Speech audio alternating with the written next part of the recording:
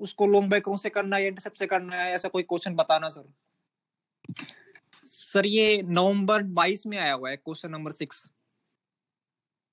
उसमें ये दिया हुआ है शिप्स एम दिया हुआ है, डीआर दी हुई है, मून का सर एल्टीट्यूड दिया हुआ है और पूछ रहा है direction of PL and position through it will pass sir.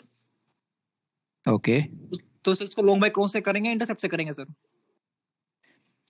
बेटा वैसे तो दोनों मेथड से किया जा सकता है, पर लॉन्ग बाय क्रोन से करना बेनिफिशियल है, क्योंकि लॉन्ग बाय क्रोन से आपको डायरेक्टली वो पोजीशन मिल जाएगी जहां से पीएल पास कर रही है। अगर इंटरसेप्ट लगाओगे तो आईटीपी ढूंढना पड़ेगा। सर इंटरसेप्ट और लॉन्ग बाय क्रोन में सर सेम कैसे आएगा, क्योंकि हमारा पी सर चेंज हो जाएगा ना। लॉन्ग बाय क्रोन में P we are calculating and intercept में सर पी स्ट्रेट अवे हम जीएच लॉन्ग से निकालते हैं सर। तो ए की वैल्यू चेंज होगी, फिर बी की वैल्यू चेंज होगी सर, सी की वैल्यू चेंज होगी सर। पीएल तो सेम ही आएगा। क्वेश्चन चेंज हो आपने जाएगा ना, पीएल भी चेंज हो जाएगी ना। नहीं बेटा, आप किसी भी मेथड से करो एजीमुथ चेंज नहीं होगा। सर पता नहीं क्योंकि सर पी तो सर अलग अलग दोनों। लॉन्ग बाय क्रोन में पी वी आर वो अलग है सर, इंटरसेप्ट में पी अलग होता है सर। बेटा वो जो पी में डिफरेंस होता है that's not so substantial that it will make your azimuth change. Azimuth sir will मैंने रिमेन द सेम। दोनों मेथड से मैंने सोल्व किया सर, तो मेरा जो एजीमुथ है सर वो कुछ 30-40 मिनट्स का डिफरेंस आ रहा है सर। तो बेटा कहीं कुछ गड़बड़ है, it can not be so much.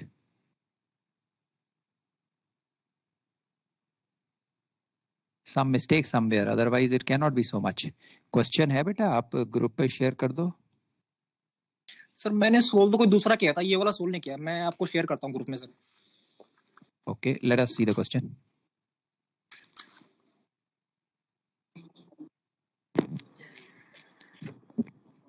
Okay बेटा, just give me a minute. Let me check up.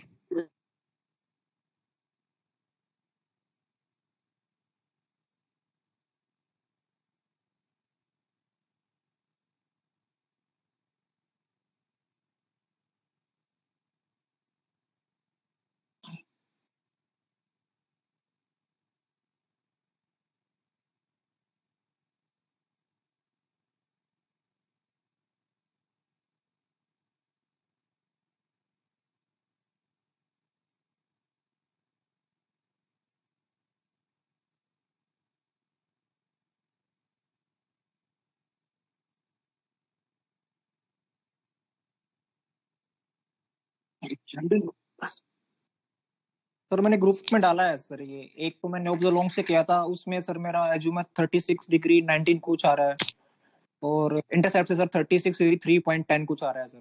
क्योंकि सर पी की वैल्यू चेंज हो रही है, उसकी वजह से ए और बी की वैल्यू चेंज होती है sir.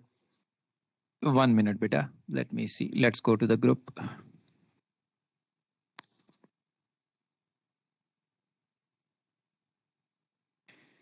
Okay, so let us see the questions one by one. ये क्वेश्चन है बेटा? हाँ जी सर। बेटा क्वेश्चन डाल दो। let me see the question first. Okay sir, question डाल देता हूँ। Okay,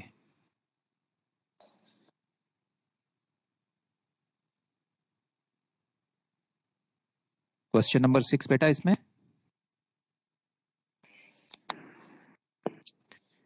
using the DR lat 1202 long so and so observation of sun gave intercept 3 miles away azimuth this much, like later that index. Beta this is out of syllabus. Error in PLs are no more in syllabus. Maybe that's why you see a line across. They must have changed the question. बढ़िया sir.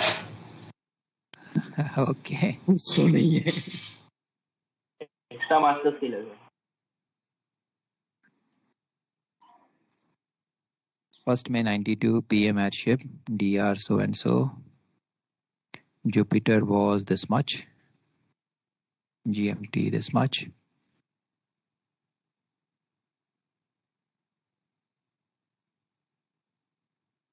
Find the observed long and direction of PL. Right beta, this is a straight and simple question beta. इसमें क्या doubt आ रहा है? नहीं sir, इसमें मैं बोल रहा हूँ कि मैंने दोनों में से सोल्व किया, बाय इंटरसेप्ट भी सोल्व किया सर और ऑब्जर्व ऑब्लोंग से भी किया सर, लेकिन एल्यूमथ में सर डिफरेंस आ रहा दोनों। ओके, लेट अस सी। ये आपकी पी की वैल्यू आ गई 2132.9। सर इंटरसेप्ट सर पी की वैल्यू लगा रही है sir.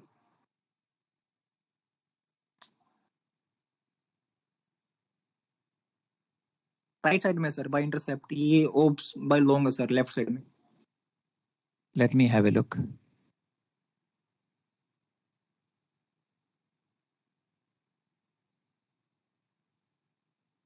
So 3619.67 is what you are getting here, huh? Yes sir. Okay. The value of P here was 2137.9. Okay.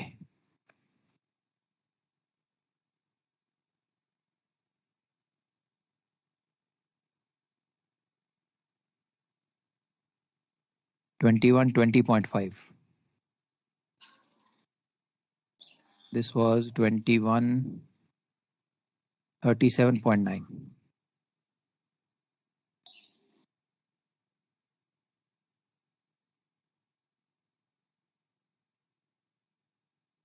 Azimuth you are getting here is 36 degrees 3.1 minute. Huh? Yes sir. What is the altitude in this question? 52 degrees. Yes sir, 5238.5.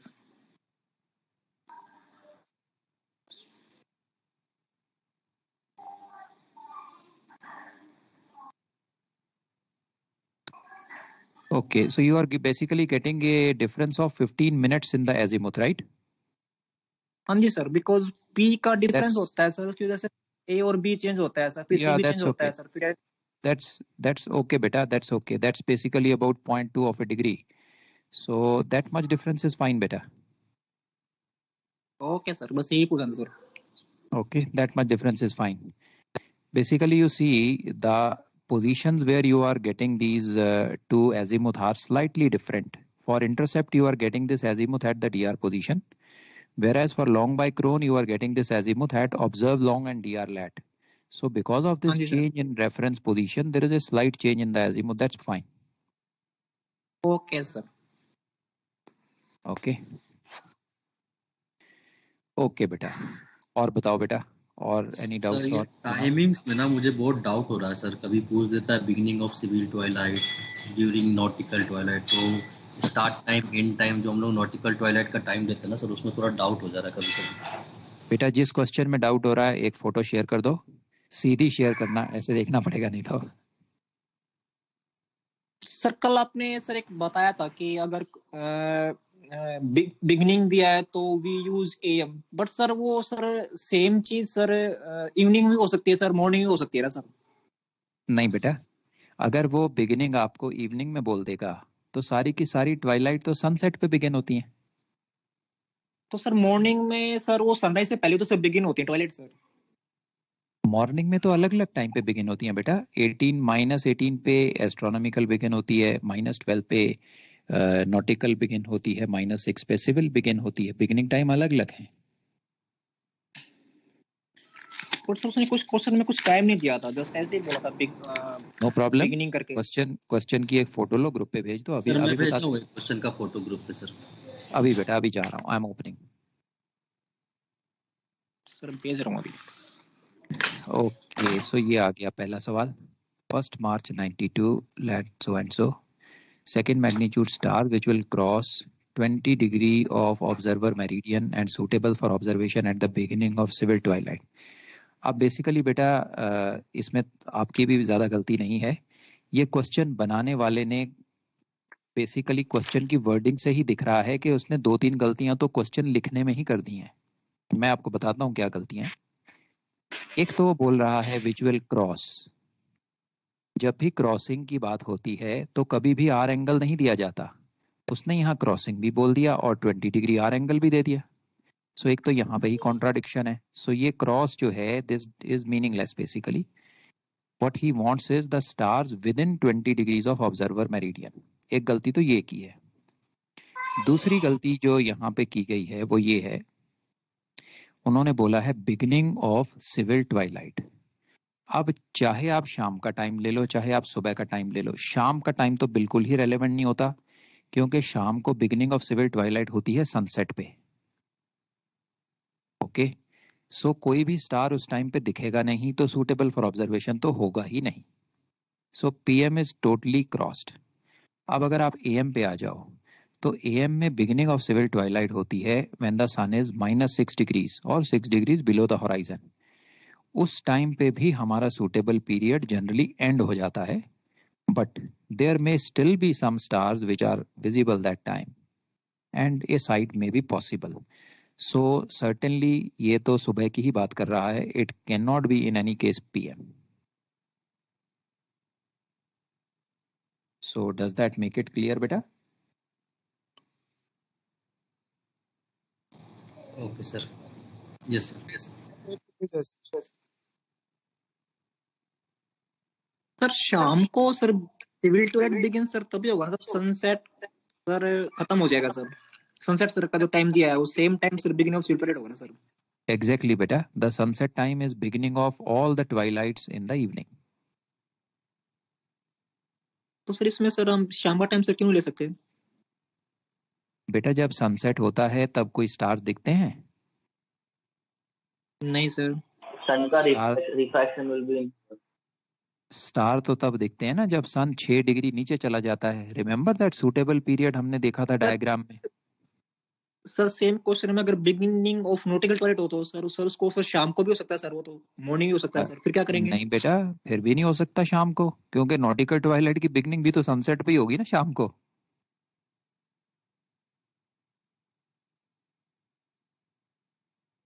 वही इसके समझे अगला बेटा? Question एक फुट so beginning of nautical twilight ही बोला है उसने एंड ओके सुटेबल भी बेटा, बोल दिया अभी साथ। अगले डोंट वरी, अगले पे भी चलते हैं, पर आप ये बताओ कि अब ये वाला डाउट क्लियर हो गया? क्लियर है सर, क्लियर है। इसमें सर क्या सर, सिविल अगर यहाँ पे ट्वाइलाइट मॉर्निंग वाला टाइम ले लेंगे और हम लोग क्रॉस करने के लिए तो सर एक इंटरवल चाहिए होता है ना टाइम का, which will cross observers meridian वाला। तो इसमें इंटरवल वाला टाइम लेके बनाएंगे या फिर सर आवर एंगल वाला कॉन्सेप्ट से बनाएंगे? बेटा मैंने शुरू में ही आपको बताया कि ये क्वेश्चन की वर्डिंग में ही दो गलतियां हैं। उन्होंने क्रॉसिंग भी दे दिया है और 20 डिग्री भी दे दिया है, विच इज रॉन्ग। सो ये क्वेश्चन जो है गलत फ्रेम किया गया है, दैट्स नंबर 1। अब अगर इसमें क्रॉसिंग होता तो इंटरवल लेना होता, पर उसने तो हमें बिगिनिंग ऑफ सिविल ट्वाइलाइट की इंस्टेंट दे दी है, तो हम इस इंस्टेंट को पकड़ेंगे और 20 डिग्री आर एंगल को पकड़ेंगे। That would be the best thing to do. Okay sir, या मे भी करेक्शन आया होगा सर एग्जाम के time.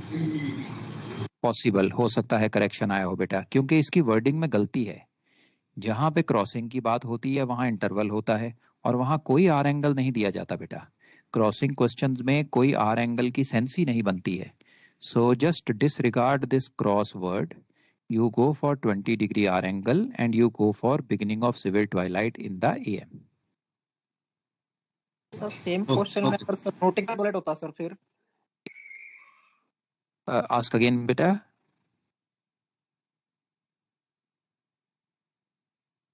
Ask again. Sir same question में नॉटिकल ट्वाइलाइट होता सर? तो भी मॉर्निंग ही होता बेटा, बिगिनिंग ऑफ नॉटिकल ट्वाइलाइट, क्योंकि इवनिंग में तो सारी ट्वाइलाइट की बिगिनिंग सनसेट पे होती है। मुझे लग रहा है तुम्हारी यार वो डायग्राम भूल गई है तुम्हें। Let me show you, 1 minute दो मुझे, 1 मिनट दो भाई, 1 मिनट दो, अभी रुक जाओ भाई, अभी रुक जाओ। ये सारा कंफ्यूजन इसलिए हो रहा है because you have forgotten that diagram. Let me show you again.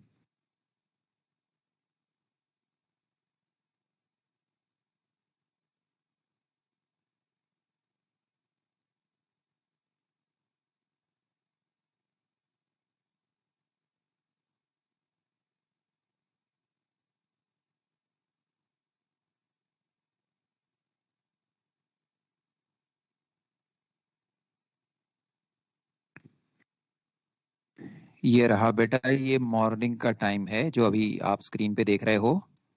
सारी की सारी ट्वाइलाइट जो है अलग अलग टाइम पे शुरू हो रही हैं और कहाँ खत्म हो रही हैं, ये सनराइज पे खत्म हो रही हैं। ये मॉर्निंग ट्वाइलाइट का टाइम है। ओके अब मैं आपको इवनिंग का भी दिखाता हूँ। आप बोल रहे हो beginning of civil twilight PM में क्यों नहीं ले सकते? देखो beginning of civil twilight morning में तो यहाँ आएगा when sun is 6 degrees below, क्योंकि सन ऊपर जा रहा है। सो यहाँ पे वैसे तो बहुत कम स्टार्स दिखेंगे, hardly any stars will be visible, but still there is a chance के स्टार में बी विजिबल। अब अगर आप इवनिंग की बात देखो बेटा, इवनिंग में तो तीनों ट्वाइलाइट सनसेट पे ही शुरू हो रही हैं। This is sunset, this line. So beginning of civil twilight हो या बिगिनिंग ऑफ नॉटिकल हो या बिगिनिंग ऑफ एस्ट्रोनॉमिकल हो, ये तो तीनों सनसेट पे बिगिन होंगी ना। यहाँ तो सर्टेनली कोई स्टार नहीं दिखने वाला बेटा। ये जो एल्मेनाक में टाइमिंग्स दिए हैं सर, ये सब बिगनिंग के हैं सर। जो बेटा सिविल और एल्मेनाक नॉटिकल के टाइमिंग्स जो दिए हैं सर, वो बिगनिंग है कि एंड है सर? हाँ बेटा, कोई और बता सकता है कि एल्मेनाक में जो टाइम दिए गए हैं वो बिगिनिंग के हैं या एंड के हैं? किसी को याद है? सुबह वाला बिगिनिंग है सर, शाम वाला एंड है। एक्सीलेंट बेटा, ग्रेट, आंसर मिल गया बेटा। Okay okay. तो सर शाम को सर जो सिविल ट्वाइलाइट एंड हो रही है sir, that is same time nautical start है सर? ना जी, सिविल का एंडिंग नॉटिकल का स्टार्ट नहीं है। शाम के टाइम तीनों ट्वाइलाइट सनसेट पे ही शुरू होती हैं बेटा। ध्यान से देखो डायग्राम को दोबारा, ये आर्क्स देखो। और ये क्या लिखा है, ये पढ़ो बेटा एक बार, जोर जोर से पढ़ो। In the evening, they all commence at visible sunset. When the sun's upper limb. Okay, sir. अब नीचे वाला पैरा भी पढ़ लो। Civil toilets continue till the sun is 6 degrees below the horizon. Nautical toilet till it is 12 degrees below the horizon, and astronomical toilet till it 18 degrees below the horizon. Sir ये जो star वाले questions हैं, इनके अंदर ये possibility भी तो बन सकती है। एक तो वो सवाल में पूछ ले हमसे कि सूटेबल फॉर ऑब्जर्वेशन, तो हमें वो 6 से 12 देखना है। और अगर वो सिर्फ ये पूछे कि with the stars that those will pass the observers meridian, तो फिर हमें 0 से 12 देखना पड़ेगा ना सर? ये दोनों बेटा एक साथ नहीं आएंगे, क्योंकि हाँ, विच मतलब विल अलग क्रॉस। अलग ही बोल रहा हूँ। एक मिनट, अभी बेटा ये पढ़ लिया मैं, I am just close it out then. Sir वो दूसरा कर रहा है, वो सुमित का डाउट था वो। Okay, all right, so let us close this out first बेटा। अब ये जो बिगिनिंग और एंड में जिस को डाउट हो रहा था वो सब क्लियर हो? हाँ जी सर। ग्रेट, इवनिंग में सर जो टाइम दिया है वो इनका एंड और स्टार्ट का नहीं है सर। Very good. हाँ अब बताओ बेटा मुझे, अब आप क्या डाउट पूछ रहे थे? सर ये पॉसिबिलिटी बन सकती ना कि अगर हमसे क्वेश्चन में या तो ये पूछे वो कि stars which will be passing the observers meridian, तो पासिंग में क्रॉसिंग में, ठीक है बेटा, तो उस केस में तो सर हमें फिर समय तो सर सिविल का टाइम भी तो लेना पड़ेगा। वो यहाँ पे ये नहीं पूछ रहा है कि सूटेबल फॉर ऑब्जर्वेशन और नॉट। अगर वो सिर्फ ये पूछे कि will the stars that will pass the observers meridian during the period, तो फिर तो हमें सनसेट से लेना पड़ेगा ना सर? मतलब पूरा भरा टेरियल। होल्ड ऑन, जब उसने आपको क्वेश्चन दिया, पहले तो बेटा मुझे ये बताओ कि जिसमें तुम्हें डाउट हो रहा है ऐसा कोई एक्चुअल क्वेश्चन है तो उसे शेयर कर दो, it will be much better to understand. Sir अगर हाइपोथेटिकली पूछ रहे हो then I will try that also. नहीं सर, मैंने ना ये ऐसा क्वेश्चन था अपने असाइनमेंट में, मैंने सॉल्व किया था, तो वो चीज मेरे को सॉल्व करते में डाउट आया था, वो तो मैंने सॉल्यूशन देख के क्लियर हो गया, तो बट ये डाउट मुझे उसी में आया था। नो प्रॉब्लम, असाइनमेंट का नंबर बताओ बेटा, कौन से नंबर का सवाल है, विच नंबर?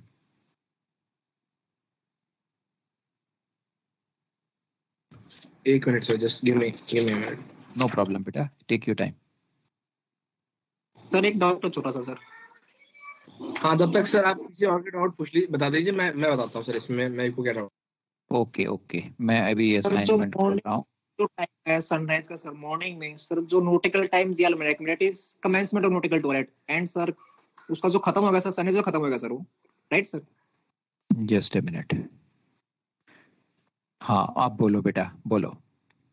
सर जो मॉर्निंग में टाइम दिया है सनराइज टाइम पे, जो टाइम दिया नॉटिकल टॉयलेट का sir, that is the commencement of nautical twilight, right sir? Exactly बेटा, it is the commencement end of nautical twilight will be sir sunrise time sir, और sir just commencement of civil twilight? No, end of all twilights is sunrise in the morning. Okay, तो sir जो morning में time दिया है nautical commence का अलग दिया है और सिविल कमेंस अलग टाइम दिया है सर। 10 sunrise sir. तो सर जो That's civil right. Time commence किया है उस टाइम पे नॉटिकल खत्म नहीं होगा सर, राइट सर? नो। अब बेटा एक बात सुनो मेरी ध्यान से सुनना। नॉटिकल ट्वाइलाइट 0 डिग्री से 12 डिग्री तक होती है। 0 से 12, 6 से 12 नहीं। Okay sir. 0 से 12 नॉटिकल ट्वाइलाइट, नॉट है सर। From 6 to 12। आप समझ गए? ठीक है sir, okay, understood sir. Very good. Sir मेरा वो एल्मनाक में वैसे अरेंजमेंट करके दिया ना, एल्मनाक में वो अरेंजमेंट ही ऐसे थे कि start end at sunrise, start at sunset, end at the Twilight.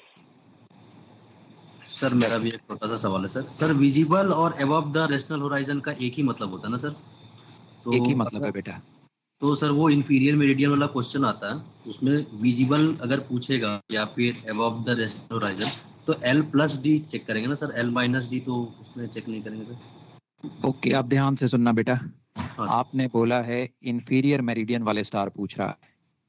Yes sir. अगर इंफीरियर मेरिडियन वाले स्टार पूछ रहा है तो सरकमपोलर क्राइटेरिया चेक करना है। सरकमपोलर क्राइटेरिया होता है latent x same name, latitude plus declination greater than और इक्वल टू 90।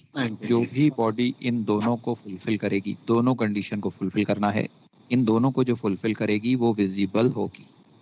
और वही अबव द रेशनल होराइजन भी होगी ना सर? एग्जैक्टली बेटा। Okay okay. और इसका अगर सर ये भी पूछ सकते हैं क्या, star suitable for site in inferior meridian वाले में? नॉर्मली पूछते नहीं है। Normally they don't ask. You will see they will only ask star above the horizon. Okay okay sir, thank you.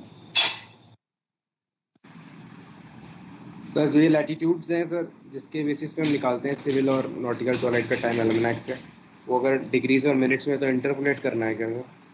Right बेटा, इंटरपोलेशन करनी है।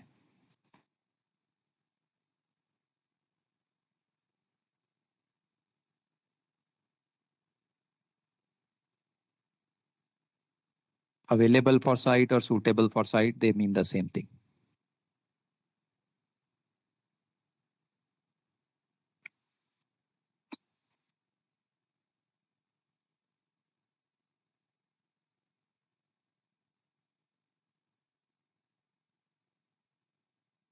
Exactly beta, you said it right. L difference D criteria is for observer meridian. For inferior meridian, it is the circumpolar criteria. Question में beginning of nautical Twilight भी दिया है और साथ में सूटेबल भी दिया है सर। तो beginning of nautical Twilight which question बेटा? स्टार सूटेबल का सर, ग्रुप पे जो लास्ट फोटो आई है ना सर, वो अभी ग्रुप पे भेजा है। Okay, I will open it up. वो 2 क्वेश्चन आए सर, दोनों सेम ही हैं, एक मैंने भेजा एक दूसरे ने भेजा।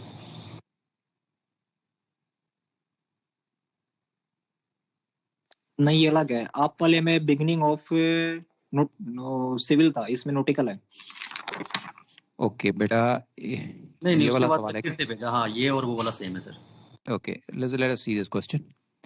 28th April 92, dear so and so, find the first and second magnitude stars and planet which are suitable for X meridian observation at the beginning of nautical twilight in the evening. Okay, अब बेटा ये सवाल की wording में ही गलती है। अब इसको समझने में आपकी गलती नहीं है, ये क्वेश्चन ही गलत बनाया गया है। ओके, because उन्होंने बोला है beginning of nautical twilight, it happens at the time of sunset, and at the time of sunset no star will be visible, so forget about suitability, कोई दिखेगा ही नहीं। ओके, सो अब ये फंडामेंटली तो गलत है इसकी वर्डिंग। अब हमारे आगे ये सवाल आता है कि अगर इसे हम पेपर में देखें तो क्या करें? सर 6 to 12 की बात कर रहा होगा ना सर? बेटा एक्स मेरिडियन इंस्टेंट पे चेक होता है, पीरियड में नहीं होता।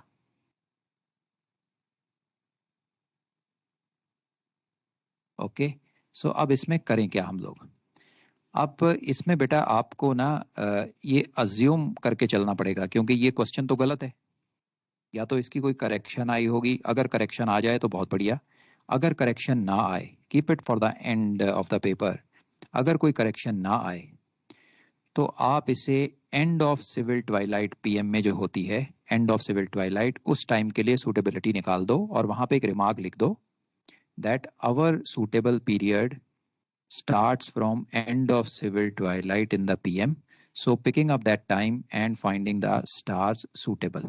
इतना लिख के आप इसे end of civil twilight time के लिए x meridian suitability को निकाल दो. और इसमें सर 20 डिग्री हम लोग आवर एंगल लेके बनाएंगे ना? राइट, क्योंकि इसमें कोई वैल्यू नहीं दी गई है तो आप 20 डिग्री की फिगर ले लोगे, उसके बीच वाले स्टार्स निकाल के चेक करोगे. Okay sir.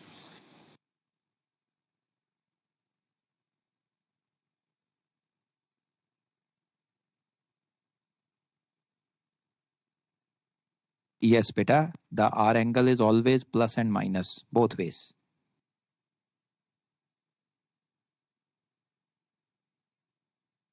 Okay, great. और क्या डाउट है बेटा?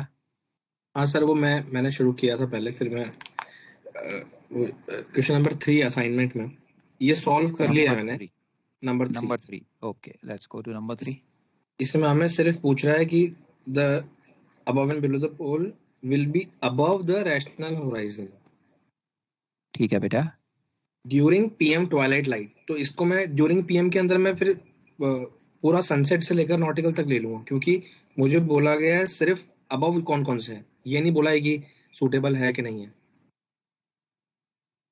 Okay, he is asking you that will cross the observer meridian above and below the pole. तो बेटा पहली तो बात ये है कि आपको क्रॉसिंग वाले स्टार्स निकालने हैं. सूटेबिलिटी की उसने कोई बात नहीं की है यहाँ पे. सो सिंस सूटेबिलिटी की कोई बात नहीं की गई है, we will go by the definition of nautical twilight which is from it is in PM. तो फिर हम पूरा ले लेंगे. सेम अगर क्वेश्चन नंबर 5 में, ठीक है सर, मेरा डाउट क्लियर हो गया. सेम अगर आप क्वेश्चन नंबर 5 में पढ़ें तो उसमें लिखा हुआ है सूटेबल फॉर ऑब्जर्वेशन. तो फिर हम बेटा जो इस क्वेश्चन में सनसेट नहीं आएगा, इस क्वेश्चन में 6 से 12 डिग्री तक आएगा. ओके, ठीक है सर. और इसके अंदर क्वेश्चन नंबर 7 में सर लास्ट में ना सॉल्यूशन में एक्रेक्स भी लिखा हुआ है, जो कि ये गलत है सर. सॉल्यूशन नीचे आंसर्स में सबसे लास्ट में लिखा हुआ है non suitable for X meridian एक्रेक्स. ये नहीं आएगा सर यहाँ पे, क्योंकि इसका वो ज्यादा हो रहा था 80 से. Okay okay okay. Is the solution correct कि वहां भी गलती है बेटा? सॉल्यूशन सही है, सॉल्यूशन सही है सर, सॉल्यूशन सही है. यहाँ पे आंसर, यू मीन टू से कि यहाँ पे आंसर में एक्रेक्स नहीं आना है? यहाँ पे नहीं सर, आगे वाले. ओके, यहाँ पे बेटा suitable for x meridian में acrex is not there. Acrex, yes sir, yes. Okay, all right beta, I'll just delete it from here. No issues. Okay बेटा, और बताओ.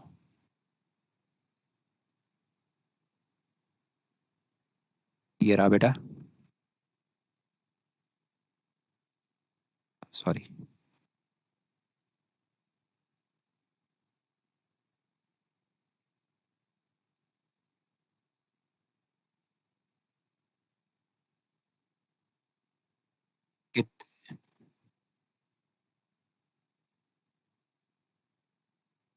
बेटा देखो वो visible, don't go so deep into it. अगर वो above the horizon की बात करता है या इवन विजिबल की भी बात करता है, देयर इज ए पॉसिबिलिटी कि कोई 0 से 6 में भी हमें दिख जाए. So just right it. But अगर सूटेबिलिटी फॉर साइट की बात आती है तो suitability for site will certainly be taken from 6 to 12. Okay, आप वहां एक रिमार्क लिख सकते हो कि ये जो हमने पीरियड में निकाला है, 0 to 12 का पीरियड निकाला है, इनमें stars will be above the horizon but they may not be visible as there will be too much of sunlight in 0 to 6 degree or 0 to -6 degree altitude. ये एक रिमार्क वहां पे लिख दो आप. बट सर जो LND का difference निकालते हैं 90 for visibility and 80 for this thing sir suitability, तो सर ये निकाल के भी दिखा देंगे तो काफी नहीं है सर?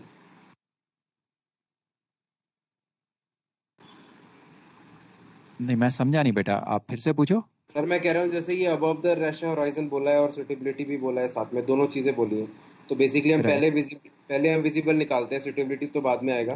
पहले विजिबल है कि नहीं वो निकालते हैं ना सर, उसके लिए L और D का डिफरेंस निकालते हैं. Right, that's on our meridian. हाँ वो चेक करते हैं सर, और उसके बाद सेकंड बात आती है LND का डिफरेंस फिर से निकालते हैं 80 डिग्री से कम है या ज्यादा है फॉर सूटेबिलिटी. सुटेबिलिटी, तो ये जो पूरा टेबल हमने बनाया है, ये बना दिया, तो और कुछ कमेंट लिखने की जरूरत है सर? नहीं बेटा, नॉट रिक्वायर्ड। वो तो क्वेश्चन इन्होंने मॉडिफाई किया था तब जरूरत पड़ी थी। For this question nothing is required. तो you make the table, that's done. यहाँ पे विजिबिलिटी पे क्वेश्चन खत्म हो जाएगा ना सर? दैट्स राइट बेटा, it will finish off, this question will finish off there. Okay sir, okay, got it. Sir आप बोल रहे हो ना कि सुटेबिलिटी अगर पूछा है तो 6 से 12 डिग्री का रेंज लेना है, लेकिन sir L difference D less than 80 है सर, तो वो सुटेबल हो जाएगा ना सर? बेटा आप दो चीजों को ना कंफ्यूज कर रहे हो, दो चीजों को कंफ्यूज कर रहे हो आप। देखो, सबसे पहली बात तो ये है, पहले आपको सबसे पहले जो डिसाइड करना है वो ये कि आप कौन से दो टाइम लोगे। आप 0 to 12 लोगे या 6 से 12 लोगे, सबसे पहले ये डिसीजन लेना है आपको। एल डिफरेंस डी तो बाद में आएगा, वो तो तब आएगा ना जब टेबल बन जाएगा। टेबल बनेगा कैसे? टेबल तो बनेगा जब आप 0 से 12 की लिमिट लोगे या 6 से 12 की लिमिट लोगे। करेक्ट बेटा? हाँ जी सर। तो एल डिफरेंस डी को तो अभी भूल जाओ। जब आप क्वेश्चन कर रहे हो पहले ये ढूंढो कि मुझे 0 से 12 जाना है या 6 से 12 जाना है, 0 to 12 और 6 to 12। ये कैसे पता चलेगा? इसके लिए मैंने बड़ा सिंपल क्राइटेरिया आपको बताया। अगर क्वेश्चन में suitable for site word use किया गया है तो आप 6 से 12 का पीरियड लोगे। अगर उन्होंने नॉटिकल ट्वाइलाइट यूज किया है और सूटेबिलिटी की कोई बात नहीं हो रही है तो आप 0 से 12 लोगे। क्लियर हो गया बेटा? Okay sir. हो गया। अब आपने इंटरवल 0 से 12 या 6 से 12 फाइनल कर लिया। अब आपने टेबल बना लिया, बन गया टेबल। ठीक है। हाँ जी सर। अब उस टेबल में आप एल डिफरेंस डी जाके जितने भी स्टार्स आए हैं उनका देखोगे और चेक करोगे। जरूरी नहीं है कि 6 से 12 क्रॉस करने वाले सारे ही सूटेबल होंगे, उनमें वही सूटेबल होंगे ना जो होराइजन के ऊपर दिखेंगे। Okay sir. आप समझ गए बेटा? हाँ दो जी सर, अलग अलग चीजें। एक वर्ड और है सर जो यूज होता है, अवेलेबल फॉर ऑब्जर्वेशन सर, इसमें क्या करेंगे sir? Available for observation, suitable for observation, both mean the same thing. ये मैं तीसरी बार बता रहा हूं अभी। ओके सर, ठीक है सर।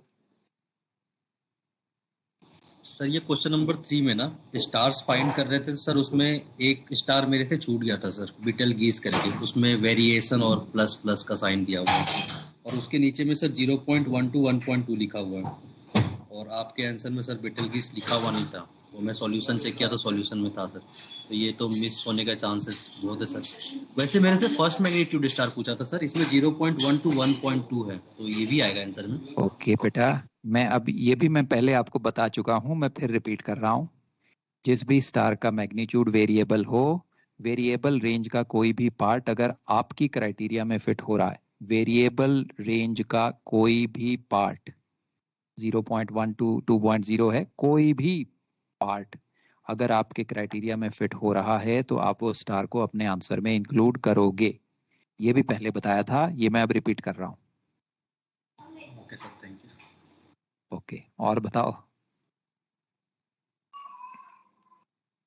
सर एक क्वेश्चन पोस्ट किया मैंने ग्रुप में सर अभी जस्ट।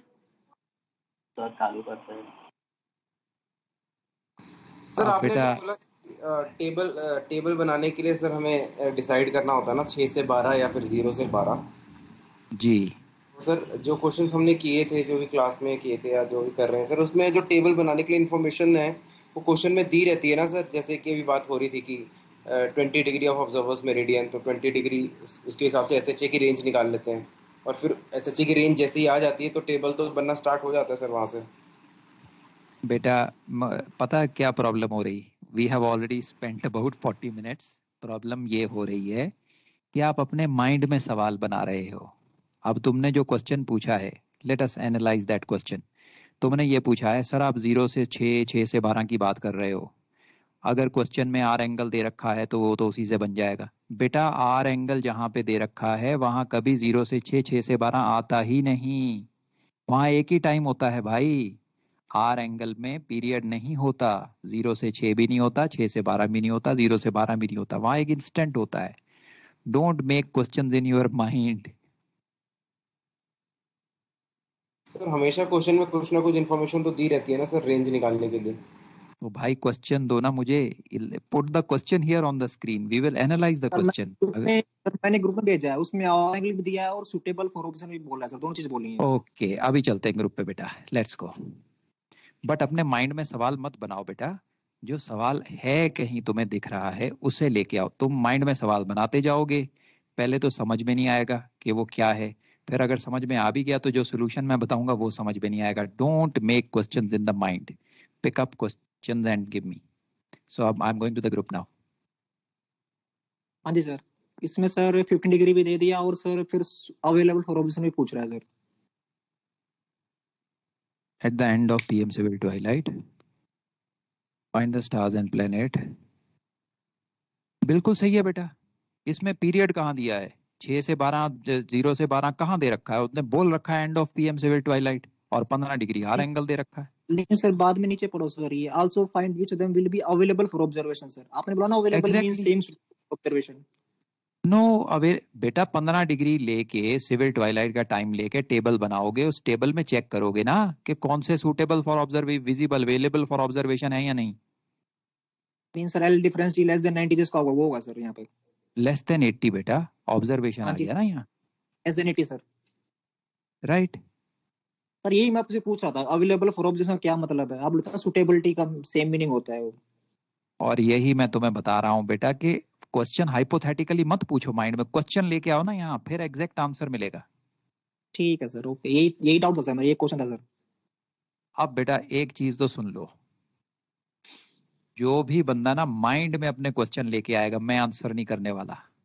तुम क्वेश्चन उठा के लाओ, कहीं से भी उठा के लाओ। ओके, पहली बात तो हैंड रिटन क्वेश्चन पता नहीं कहाँ से लाते हो। अरे पेपर के क्वेश्चन लाओ ना बेटा, कम है पास पेपर के क्वेश्चन। पेपर है सर ये नवंबर 22 का सर। ओहो भाई, अब मुझे क्या पता ये पेपर है या नहीं। तुम पेपर नवंबर 22 का पेपर खोलो ना यहाँ। बट एनीवे, तुम हैंड रिटन भी ले आओ, पर रिटन क्वेश्चन लेके आओ बेटा। माइंड में क्वेश्चन मत बनाओ, माइंड में क्वेश्चन बनाते रहोगे तुम्हारे कंफ्यूजन कभी खत्म नहीं होंगे। समझ गया भाई? So let's start the question. Okay sir एक बार सीएन का सर जो आपने असाइनमेंट दिया था ना, उसका एक क्वेश्चन नंबर 9 में बस सॉल्यूशन में ये देख लीजिए कि सर उसमें डी माइनस क्यों किया है सर सॉल्यूशन में। मैं नहीं देख रहा बेटा, तुम अभी अरे सर, पीएल की कौन सी असाइनमेंट में जा रहे हो? ये सीएन वाली क्वेश्चन नंबर 9 सर, जो CN क्या होता है बेटा? Assignment sir, second assignment. Oh, हम स्टैगर्ड नहीं जा रहे स्टैगर्ड बेटा, सर। अभी हम सेकंड असाइनमेंट में जा ही नहीं रहे। ओके, तुम क्लास खत्म होने दो, उसके बाद रुक जाना। ठीक है सर, ओके ओके, रुक जाएंगे। Okay okay, so we agree now कि कोई भी हाइपोथेटिकल सवाल नहीं पूछेगा। आपको जिस सवाल में डाउट है आप वो लेके आओगे और मैं उसका सोल्यूशन दूंगा। अब हमने लास्ट टाइम जो है सर्कमपोलर बॉडीज की कंडीशंस की थी। We did the theory, what are the conditions for a body to become circumpolar. फिर मैंने आपको कुछ एक और चीज़ें भी बताई थी, 24 आवर्स डे और 24 आवर्स नाइट की क्या कंडीशन होती हैं। सो अब मैं इससे रिलेटेड सबसे पहले आपको क्वेश्चन दिखाने वाला हूँ। Let us see a couple of questions which come based on this topic, circumpolar bodies. इसके बाद मैं आपको ट्वाइलाइट से रिलेटेड कुछ एक और कॉन्सेप्ट करवाऊंगा, एक दो छोटे छोटे कॉन्सेप्ट। अभी मैंने आपको सिर्फ ट्वाइलाइट की थ्योरी करवाई है। So a couple of small concepts with twilight which will be used in the numericals later on. And ये प्लान है हमारा। And once we cover these two, the third thing which I am going into is the concept of time. So let us start now. So let me put the presentation.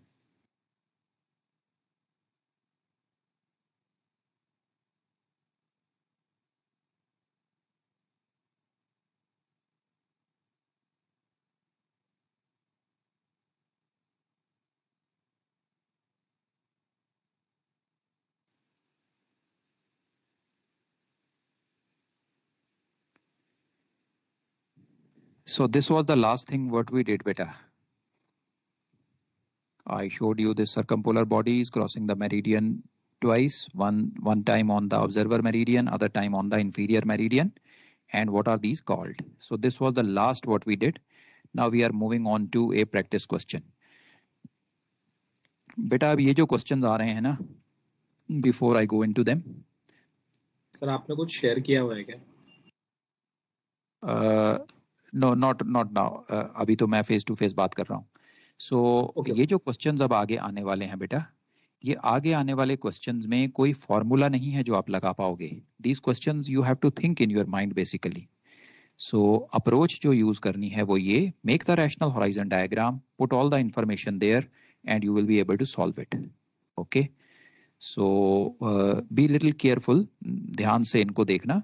मैं पूरी detail में आपको समझाऊंगा कैसे diagram बनाई गई है, एक एक चीज अंडरस्टैंड कराऊंगा, so that you are able to solve other questions also. There can be many questions. You cannot pick up certain questions and say everything is done. इस पे बहुत सारे क्वेश्चंस बनाए जा सकते हैं. बेसिक कॉन्सेप्ट आपके माइंड में क्लियर होना चाहिए. सारी इंफॉर्मेशन को रैशनल हॉराइजन डायग्राम में डालना है और वहां से ही सोल्यूशन निकलेगा. So with that understanding, let's go into it.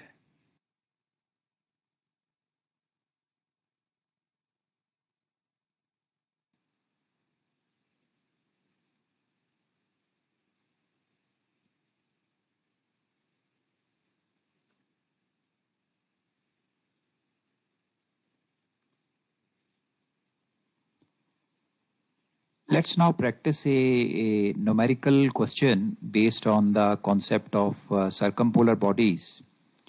We have the basic understanding of the circumpolar bodies now. So let's go into this question. The question says, to a stationary observer, an unknown star bore 000 true with a true altitude of 78 degrees 12 minutes. After about 12 hours, the same star bore 180 true with a true altitude of 18 degrees 54 minutes. We have to calculate the observer's latitude and the star's declination. So a very straightforward and simple looking question. You observe here in this question that the star is bearing 000 at a particular time, and after about 12 hours it is again bearing 180. So at one time it was north, at other time it was south. So this is only possible in case of a circumpolar body. Otherwise, for bodies which are not circumpolar, they come north or south of the observer only once in 24 hours. Anyway, let's now try to see how do we solve these type of questions. Now, all circumpolar questions can be solved using a single approach. If you have that approach clear in your mind, you will be able to attempt any question based on circumpolar bodies. Not only circumpolar bodies, later on we will also see the questions based on rational horizon diagram, and the same approach is applicable to those questions also. So what is this approach with which we can solve these questions? The approach is that in all these questions you make a rational horizon diagram. Make a rational horizon diagram, and whatever information is given to you in the question, a true altitude or a bearing, whatever is given to you, try to put all that information in that rational horizon diagram itself. Now, when you put all the information, what was given in the question, in the rational horizon diagram, the diagram itself will give you a lead into solving the question. For circumpolar bodies, you will not even need to use a formula. No formula is required. Only by adding or subtracting, you will be able to find your answer.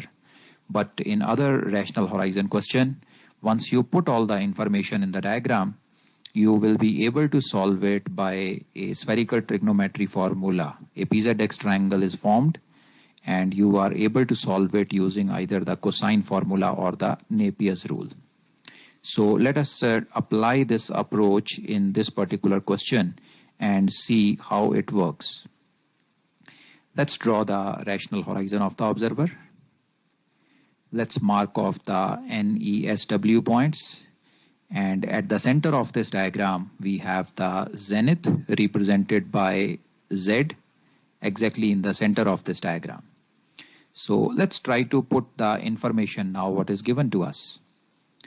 The star is bearing 000 with a true altitude of 78 degrees 12 minutes.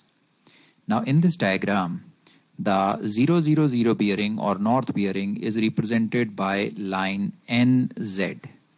Line NZ represents the north bearing or 000 bearing. So the star has to be somewhere on this line. Now point N being on the horizon is at 0 degree altitude. Point Z being the zenith of the observer is at 90 degree altitude. The altitude which we require is 7812. So from the horizon going 7812, somewhere here is going to be our star.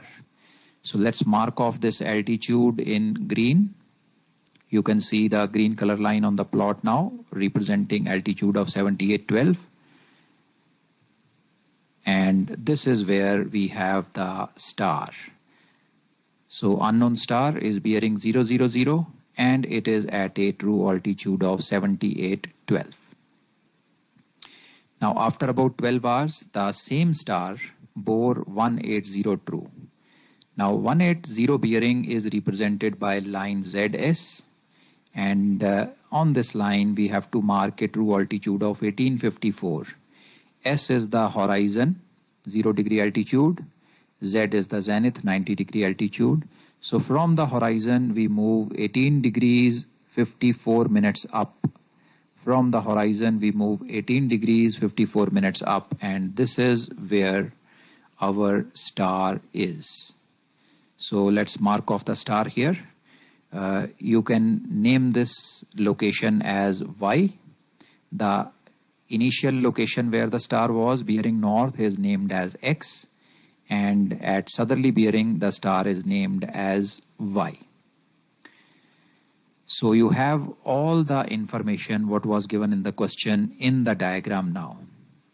Now these X and Y indicate the location of the same star. Now if the star is at X location at one point of time, and after about 12 hours it is at Y location, that means the declination circle of the star has to be such that it passes from both X and Y. The declination circle should be such that it passes from both these points X and Y. Now there is only one possibility of how the declination circle is going to be, and that possibility is the declination circle passing from both the locations in this way. There is no other circle which you can draw in this diagram so that point X and point Y lie on that same circle. So this is the only possibility of the declination circle of the star. So you see, once we have position X and Y known to us, we can easily make the declination circle of the star. So this is the approach. Now from the declination circle, now we can also identify the pole. We are aware that all the declination circles are centered at the pole. Now we have the declination circle of this particular star. So that tells us that at the center of this circle will be the pole. So let us draw the pole. It will be at the center of this particular circle. The center is going to be here. So let's mark the center of this circle. This is where the center is, and let's mark this as point P. So we have the pole in our diagram now as the center of the circle, and we can also mark off the direction in which the star is moving in this circle. These green arrows, they represent the direction in which the star will be moving. All the celestial bodies, they rise on the eastern horizon.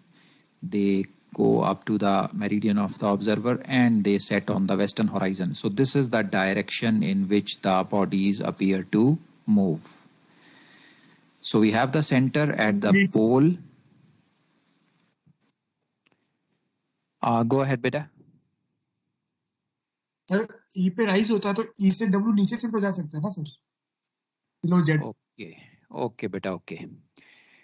बेटा जब भी कभी ये confusion हो कि star कैसे move कर रहा है, whether it is moving clockwise और anticlockwise, always remember a thing, that is when the bodies cross the observer meridian, in which direction will they cross? East to west or west to east? East to west. So there is no doubt about that. They will be going from east to west when they cross our meridian, right? Yes, sir. Right. Now in this diagram, tell me which is our meridian. Our meridian is PYS or PZXN? Our meridians are this NS and ZS. Right. So our meridian is NZP, not S beta. When you go on other side of the pole, it is your inferior meridian. NZP, sir. So when the star is crossing our meridian, is it crossing our meridian at X or Y? X. When it is crossing the meridian at X, should it go from east to west or west to east? East to west. So direction is clear now? हाँ जी sir, thank you sir. Okay. चलें आगे? Yes sir. Great. Center of the declination circle. Now moving further, you see the distance n to x is 78 degree 12 minutes and the distance s to y is 1854 minutes.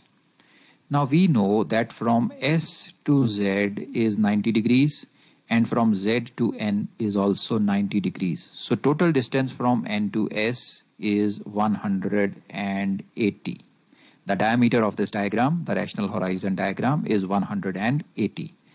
If n to s is 180, we know nx 7812 and we know sy 1854. Then in that case, we can easily find out this particular distance, that is from x to y. It will be 180 minus 1854 minus 7812. So xy in this case comes to 82 degrees and 54 minutes. So xy is 82 degrees and 54 minutes. Now this xy is the diameter of the declination circle. If you divide it by 2, you will get the radius of this declination circle. So 8254 divided by 2 gives you 4127. So this 4127 is the radius of this circle, which is equal to px or py. So polar distance of the star p to x is the radius of this declination circle. Once the pole is there in the diagram, we can also mark off the equinoctial. The point Q of the equinoctial is 90 degrees away from the pole. So we have the pole here. 90 degree away from the pole is this point Q on the equinoctial, and we know equinoctial always passes from east and west points. So joining W, Q and E, we can mark off the equinoctial in our diagram. Now we know the polar distance px, we have calculated it as half the diameter, it is 4127. From this, we can now find out the declination of the star, which is basically how far away from the equinoctial this star is, that is Q to X. And this declination is equal to 90 minus polar distance. You can see P to Q is 90, P to X is 4127, that is the polar distance. So Q to X will be 90 minus 4127, that is 48 degree 33 minutes. So Qx, which is the declination of the star, is equal to 48:33 minutes, and we can see in the diagram that the star is south of the equinoctial, so the declination is south, 48:33 south. So this was one of the items which was required. The star's declination has been obtained as 48:33 south. Sir? Yes, beta. Sir, sorry sir, during explanation my network had gone. So can you explain, I understood this, the declination, how did you get sir, this WQE line? Beta, point Q is always 90 degrees away from the pole. The radius of this diagram is 90, so that gives you an idea how much 90 is. Go 90 degrees away from pole and you get point Q. No, but the reason why we made up W. Ask again, beta. So this WQE we made up. What is the reason for that? भाई इक्विनॉक्शियल है ना वो. अब बेटा इक्विनॉक्शियल तो बनाते हैं ना इस डायग्राम में. We show the equinoctial. Okay okay sorry. भाई इसमें साउथ पोल यूज कर रहे हैं ना, इसलिए ऊपर की तरफ फिल किया है.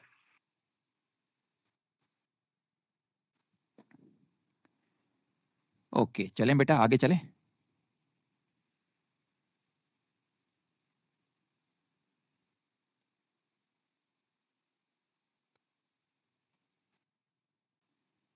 अरे भाई बेटा अभी भी समझ में नहीं आया. ये सेंटर से आशीष, ये जो सेंटर भाई हाई से ना हाफ होगा ना, इक्वल x1 का हाफ होगा डिस्टेंस एक्स और वाई. ओहो बेटा कंप्यूटर पे बैठे हो, सुन रहे हो जो मैं बोल रहा हूँ?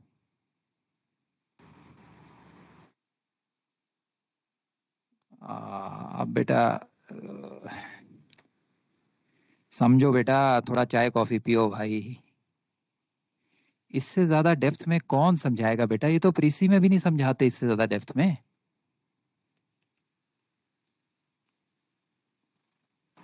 कोई नहीं sir, once more.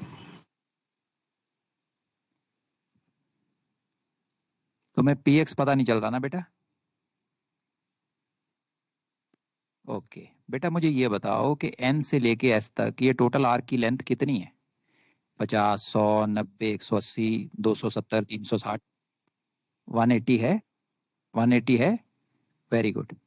n to x कितनी है बेटा?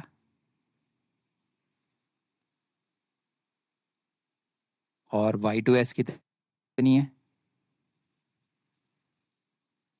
अब बेटा मुझे बता सकते हो x to y कितनी होगी? पकड़ो कैलकुलेटर और बताओ.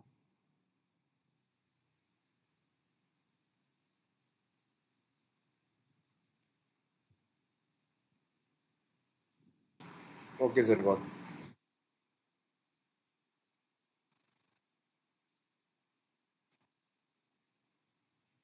अब बेटा ये इन चीजों का तो थोड़ा ध्यान रखो यार, ये इतना अगर करोगे तो फिर कैसे आगे बढ़ेंगे भाई? Isn't it बेटा? That's simple, plus and minus यार कैलकुलेटर में.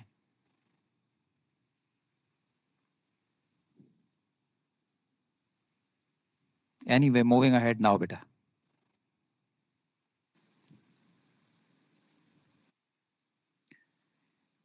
Let's move ahead now.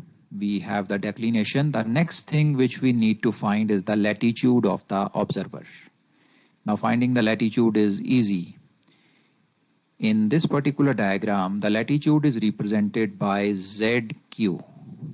Z is the zenith, Q is the equinoctial. So ZQ represents the latitude of the observer. And this is equal to PS or SP.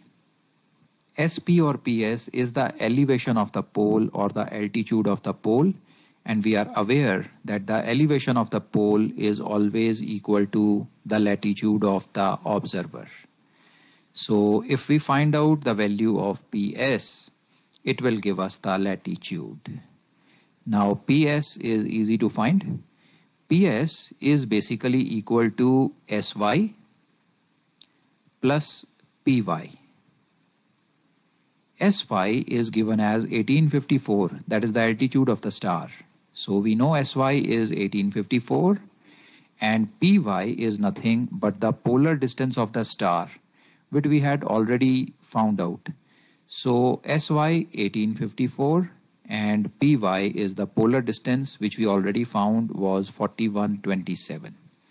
So when you add these two, SY plus PY gives you the elevation of the pole equal to the latitude of the observer, and it comes to 60 degrees 21 minute south. So both the required items have been obtained. The declination of the star is found and the latitude of the observer is also obtained. So अब बताओ बेटा और क्या doubt आ रहे हैं?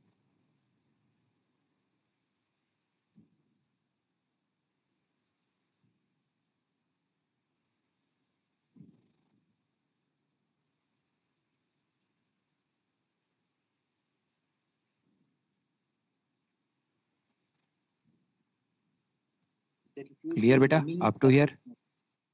हाँ, go ahead बेटा. Sir इसमें लैटिट्यूड की नेमिंग का सर थोड़ा सा Okay. Beta, whenever the zenith is south of the Q point, okay, the latitude will always be south. That's number one. And दूसरा, जो भी पोल आपको इस डायग्राम में दिखेगा, इस केस में आपको साउथ पोल दिख रहा है बेटा. The pole is south of the Z point. जो भी पोल आपको दिखेगा, सर्कमपोलर के केस में आपका लैटिट्यूड भी वही होगा. Okay, WQE represents the equinoctial, which is basically equator's representation on celestial sphere, and Z represents the observer's position. So we can clearly see it is south of point Q. So that's why the latitude is south.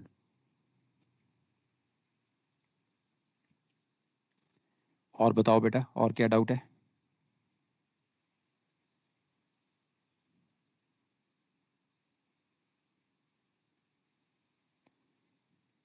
चलें आगे बेटा, if this is clear.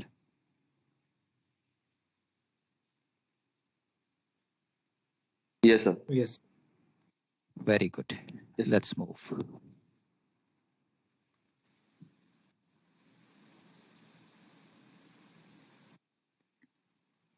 Let's move on to the next question.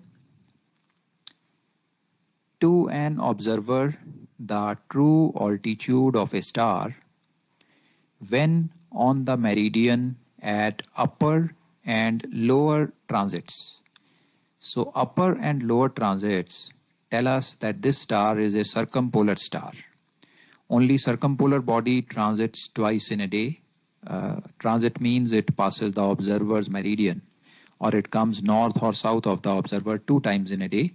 And upper and lower transit or upper and lower marpass occurs only if a body is circumpolar. So its altitude was 80 degree 9 minutes in the south bearing, southerly bearing, and 11 degree 45 minutes on the northerly bearing. Calculate its true altitude when on the prime vertical. So let's try to put all the required information in the diagram. We have the rational horizon. We mark the NESW points. We mark the center of the diagram as the zenith of the observer. Let's now put all the information given to us.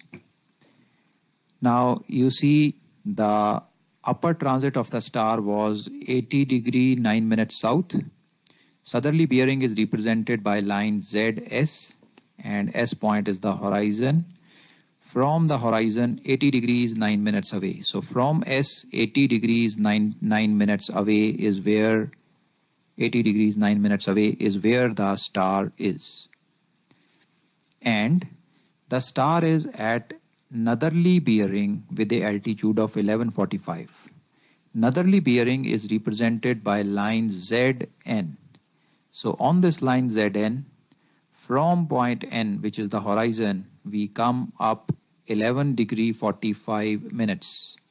This is where the star is. So the same star is observed at upper and lower transits in these 2 locations. Now the declination circle of the star should be passing from both these locations. It is the same star. And there is only one possibility of having a declination circle like that. The possibility is a circle in this particular way. So you see the declination circle of the star passing from both the positions of the star. We can draw the declination circle. Now we know at the center of the declination circle, all the declination circles are centered at the pole. So let's go to the center of this declination circle. This is where the center is, and this is where the pole is. Pole is at the center of all the declination circles. Now, once we have the pole, we can also show the equinoctial in the diagram. The equinoctial will be 90 degrees away from the pole. This is where the Q point would be, and it always passes from east and west points. So WQE is the equinoctial. Now the direction in which the body will be moving is rising from east, going in this particular direction and setting in west. So this tells us the star will also be moving in this particular direction. That is what is shown by the two green arrows. This is the direction in which the star will be moving. Now they have asked us to calculate the true altitude of the star when it is on the prime vertical circle. Now what is this prime vertical circle? Prime vertical circle is the vertical circle passing from east and west points. So in this rational horizon diagram, the line WZE represents the prime vertical circle. The line NZS is called as the principal vertical circle. Not required in this question right now, but just for your information, NZS is the principal vertical circle. WZE is the prime vertical circle. So we now need to know the altitude of the star when it is on the prime vertical. So when the star is moving on its declination circle, it is going to cross the prime vertical at this particular location. So we have marked the same star when it is on the prime vertical. Let's name this as X. Now there is one more location where the star will be on the prime vertical, that is this particular location. If you want, you can pick up this location also. In both the cases, the working as well as the answer will be the same. So whichever location out of two you want can be picked up and the question worked out. So we have marked the star X here. We have the X, we have the zenith at Z, we have the pole at P. Now we can draw the PZX triangle. The missing side is the celestial meridian of this star. So let's mark the celestial meridian also. You have the celestial meridian marked as PX in maroon color. Now you can concentrate on the PZX triangle. PZX triangle. This is a spherical triangle and is a special spherical triangle because we have a right angle at Z. We have a right angle at point Z. Now what we need to know is the altitude of the star when it is on the prime vertical. So what we are going to do is, you see, we have S to this particular star, this arc known to us. We have N to this particular star arc known to us. Now I can easily find out the diameter of the declination circle of the star. The diameter will be 180 minus 1145 minus 8009. Exactly similar to what we did in the previous questions. So when we halve the diameter, we get the polar distance of the star, polar distance, which is Px. So Px, the polar distance, is known to us. Now once the polar distance is known, we have the polar distance. You can follow the laser pointer on the screen. Pole to this particular star is the radius of this circle, which is the polar distance. Once it is known, we can add polar distance and 1145. When we add the polar distance and 1145, we get the value of NP. And this NP is the elevation of the pole and equal to the latitude of the observer. Once NP is calculated, NP is obtained, we can also find PZ. PZ is the colat, 90 minus latitude or 90 minus NP. So you see in this triangle PZX, the polar distance of the star is known to us. The colat, which is PZ, is also known to us. It's a special spherical triangle. So you apply the Napier's rule and you find the side ZX. So ZX is nothing but the true zenith distance of the star. 90 minus ZX is going to give us the altitude EX. EX is the altitude of the star. It is 90 minus ZX and it comes out to be 60 degrees 20.4 minutes.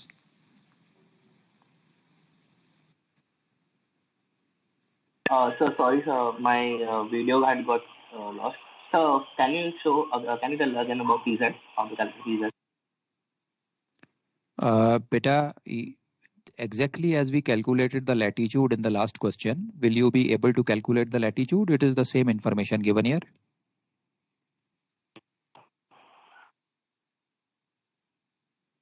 Can you calculate the latitude, beta?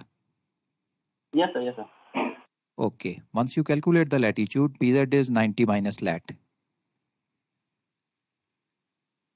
Okay. Okay. PZ is the colat, 90 minus lat. So you get PZ.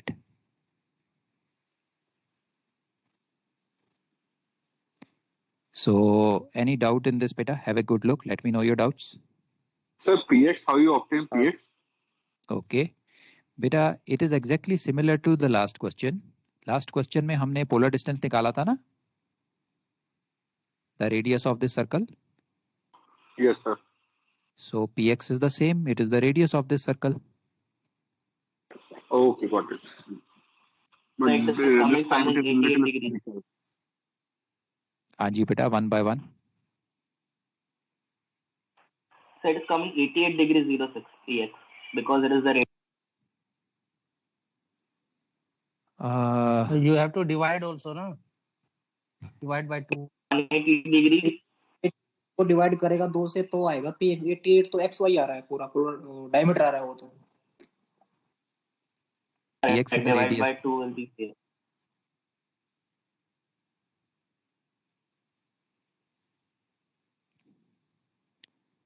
So और बताओ बेटा, any doubts?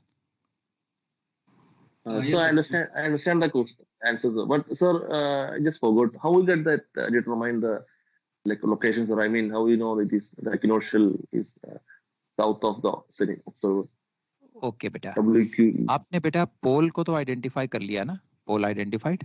Yes sir, it will be the center of the declination circle. Very good. अब बेटा आपको पोल से इक्विनॉक्शियल कितनी दूर जाना पड़ेगा?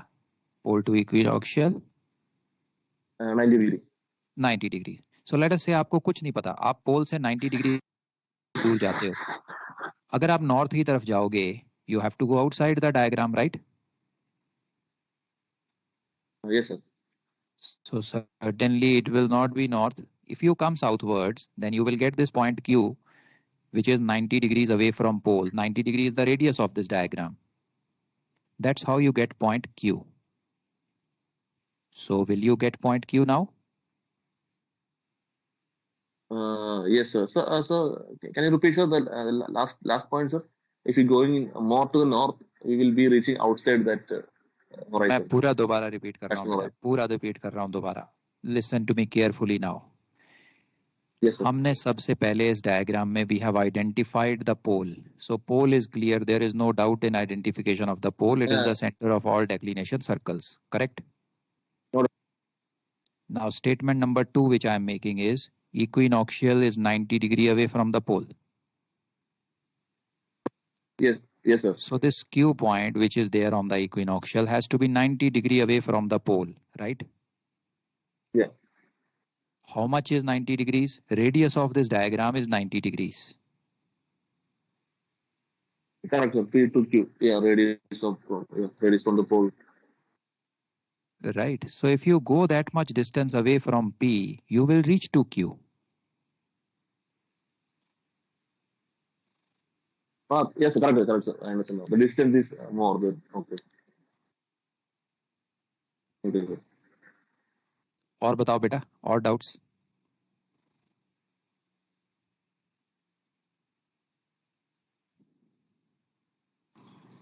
Sir, while initially when we started making this figure, The question, where I got confused was, it says that altitude of the star when on the meridian at upper and lower transit. So for upper, I was taking the value 80 degrees. Means I was making it from the north to, means keeping observer at Z, and from north to Z, I was making 80 degrees. So we have to go with the. I got it, beta. I'll tell you where the mistake is happening. Upper transit 80 does not mean that this 80 altitude will be upper in the diagram. Upper just means it is on the observer's meridian. Okay. What you look at is the south given after 8009. This south is the azimuth, beta. This tells you where 8009 altitude will be made, north of the observer or south of the observer. Don't go to upper and lower. Upper and lower is simply telling you which meridian it is crossing, but the azimuth is represented by N and S. Okay, sir, understood.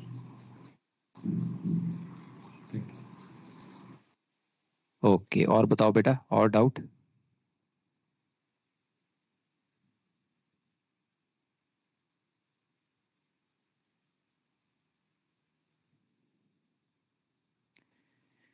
Very good, great. So at least these two questions are clear now. So आगे चलें बेटा? Yes, sir. Great, very good. So this basically completes this couple of questions. Now I'm taking you to some concept in twilight. So let me go to that presentation.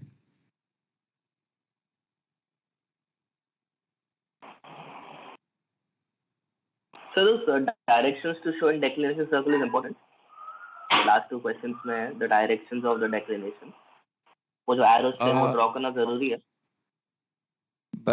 Beta, it is better if you show it. In some questions, it may be required also. Okay. Yes, so sir, that's because clear. It's required to show it.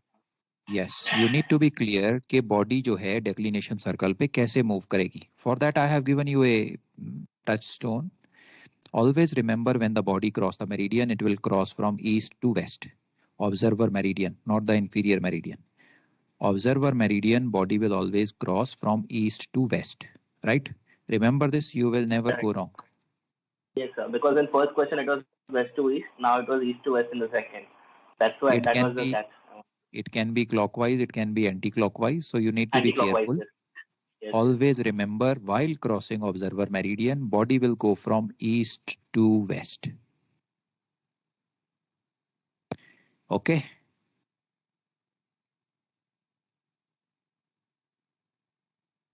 Great. Let us now touch upon some concepts of twilight.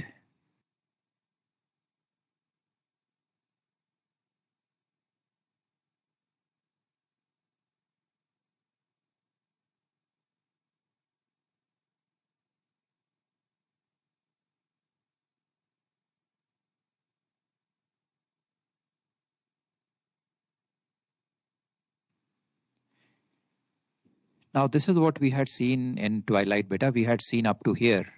What do we call morning twilight, evening twilight? What is astronomical, nautical, and civil? So this is what we had discussed. Now going into, if we get a numerical based on twilight, how do we make the diagram? Okay, so that is what we are going to see now. So let me show you that concept.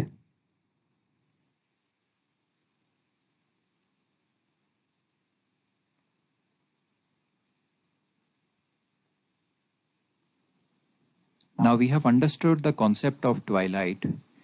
One issue which we face when we solve the numerical question involving the concept of twilight is how to show this altitude of 0 to minus 18, that is negative altitude in our rational horizon diagram. So let us try to see this. We have the rational horizon diagram on the screen now. We have the NSEW point, we have the zenith in the center. Now we are aware that this rational horizon diagram represents the zone from the zenith, which is at 90 degree altitude, to our rational horizon, which represents 0 degree altitude.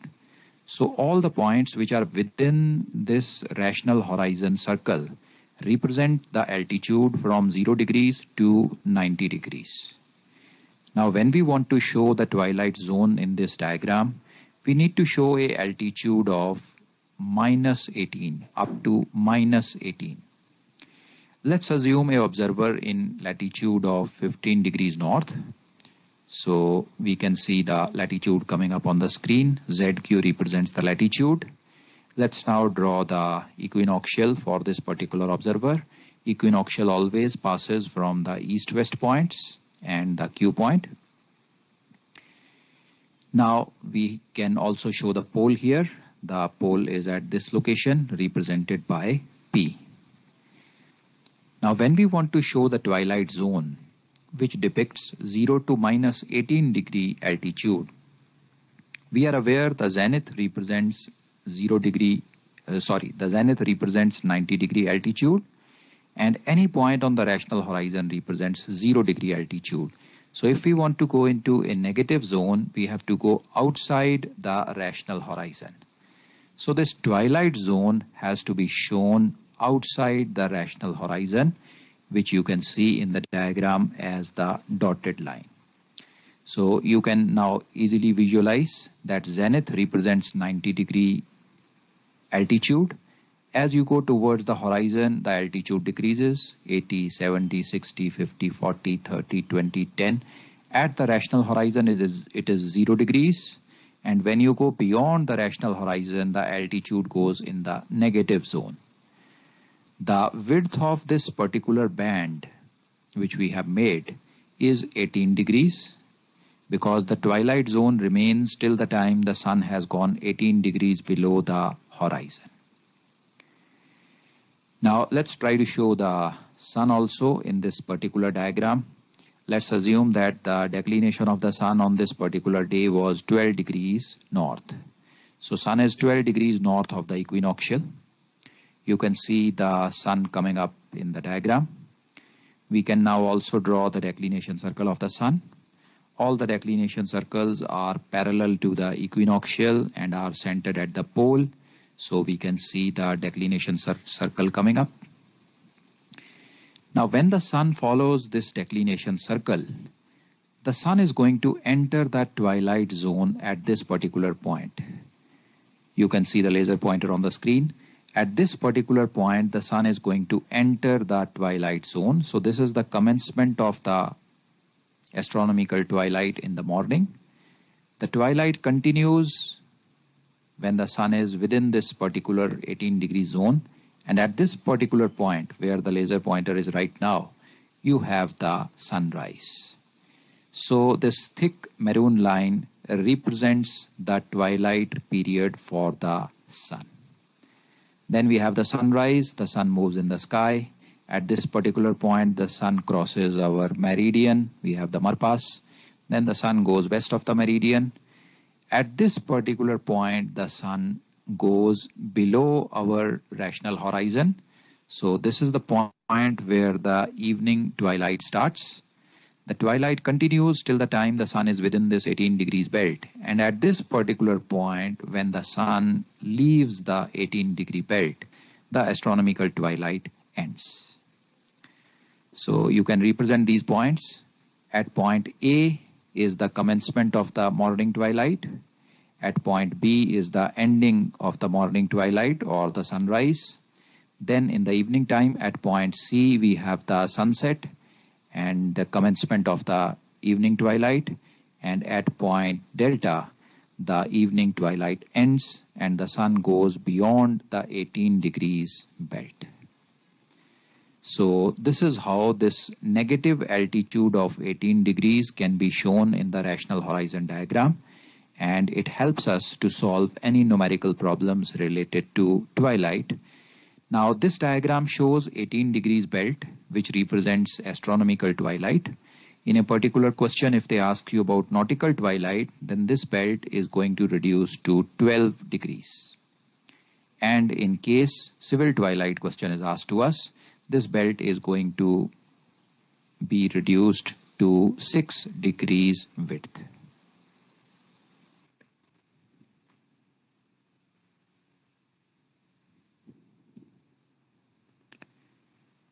So any doubts, beta? Please share.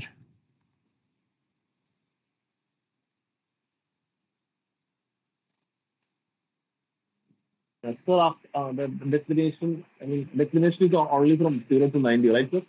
The direction, I mean, the... Yes, beta, that's right. Declination can be only from 0 to 90, north or south. Yes, sir. So, sir, from rational horizon, the body is coming, or body is traveling to this declination circle. From rational horizon, it is starting from 0 degree, but I think said it is 90 degrees. And after that, what will be the angle, sir? It will go or 1 to be like that. After I didn't. Please ask again, beta. I didn't get you. Sir, the same celestial bodies of the sun is traveling from rational horizon. At that time, at the point of rational horizon, the true altitude of the sun is 0 degree. When it passes through the celestial meridian of the observer, it is 90 degrees. And after that, it will go on, sir, the true altitude of sun, like 110, 110, 120, like that. Okay, beta. One thing which I got from your question is you are talking of the true altitude, right?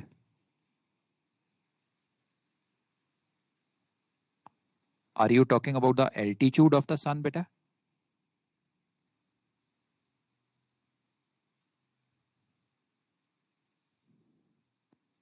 Beta, are you talking about altitude of the sun?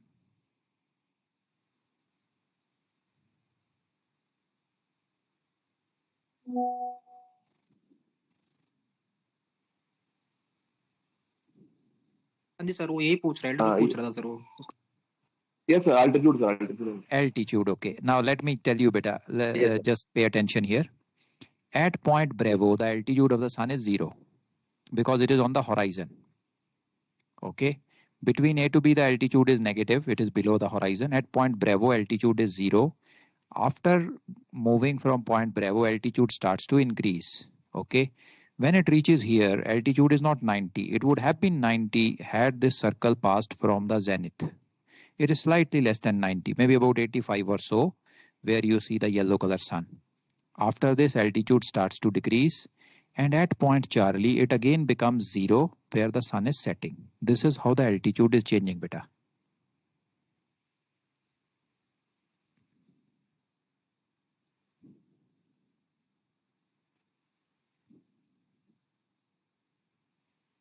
Clear, beta? Clear, sir. So from said, it is again decreasing, right, sir, from 90 to 0 until the setting of the body. Yeah, that's right. At point Charlie, where it is setting, the altitude is again 0, beta. Okay, sir. Understand. Maximum altitude happens at Marpas, which is where you see the yellow sun, and it will be close to 85 degrees or so in this diagram. Yes, sir. Understand, sir. Yes. Very good. Any more doubts in this, beta?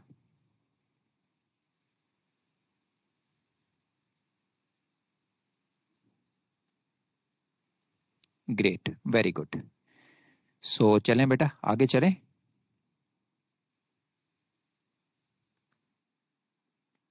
Very good. Let's go.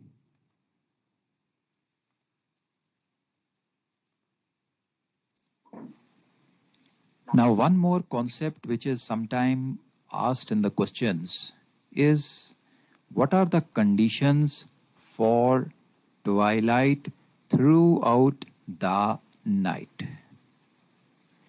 So let me explain you with the help of this diagram, what do they mean by the term twilight throughout the night? So we have taken a particular observer. We have shown the rational horizon for this particular observer, and we have shown the 18 degrees twilight zone also, going into a altitude of up to -18. Now let's assume that the declination of the sun on a particular day is this much, from point Q up to the sun. This is the declination of the sun. Now if the declination is this much, the sun is going to move on a declination circle. All the declination circles are centered at the pole, so we have the pole here. Now the sun at this particular point will be passing the meridian. After Marpas, the sun moves, and at point A, we are going to have the sunset. Now, as the sun sets, the twilight is going to commence. So we have the commencement of the evening twilight. Now you can see clearly here that the motion of the sun when it goes below our horizon from point A up to here and then going up to point Bravo. You can follow the laser pointer. From point A, the sun travels up to here at this particular point and then goes up to point B. Now when the sun reaches at point B, point Bravo, it is going to be the sunrise again, and the sun is going to come above our horizon. Now the duration of the night for this particular observer is from point A going up to point B. Alpha to Bravo represents the night for this particular observer. If you observe carefully, throughout this interval, that means from the sunset at point Alpha up to the next day sunrise at point Bravo, the sun has remained within the 18 degrees belt. It has not gone below the 18 degrees belt at any time. So this tells us that throughout the night, that means from point Alpha to point Bravo, the twilight continues. The twilight does not end in between. If the declination of the sun was lower, was lesser, then as we saw in the previous slide, the sun would be leaving this 18 degree zone at some point of time, ending the twilight. But in this particular case, during the night time from Alpha to Bravo, the sun never leaves the twilight band of 18 degrees, thus making a condition in which the twilight continues throughout the night. Now you should remember the conditions which make this phenomena possible. For twilight to continue throughout the night, one thing which you can notice here is the latitude and declination should always be of the same names. This is the first condition to be met. The latitude and declination should be of the same names. The second condition which we need to meet is latitude plus declination should be less than 90 so that the sun will set. If the latitude plus declination becomes greater than 90, then you see the sun is going to fulfill the circumpolar criteria. If the sun becomes circumpolar, there will be no night. If there is no night, there is no chance of any twilight occurring. So that's why latitude plus declination should be less than 90 so that the sun is not circumpolar and the sun sets and we have night for some part of 24 hours. The third condition which should be met is latitude plus declination plus 18 should be greater than or equal to 90 degrees. Latitude plus declination plus 18 should be greater than or equal to 90 degrees. This third condition certifies that the sun doesn't go below the twilight belt. So when this third condition is fulfilled, that is latitude plus declination plus 18 greater than or equal to 90, this ensures that the sun will not go beyond the 18 degrees belt or below the 18 degrees belt, and the twilight will not end at any time after sunset till the next day sunrise. So these are the three conditions which should be fulfilled: lat and dec same name, latitude plus declination less than 90, latitude plus declination plus 18 greater than or equal to 90 for twilight to remain throughout the night.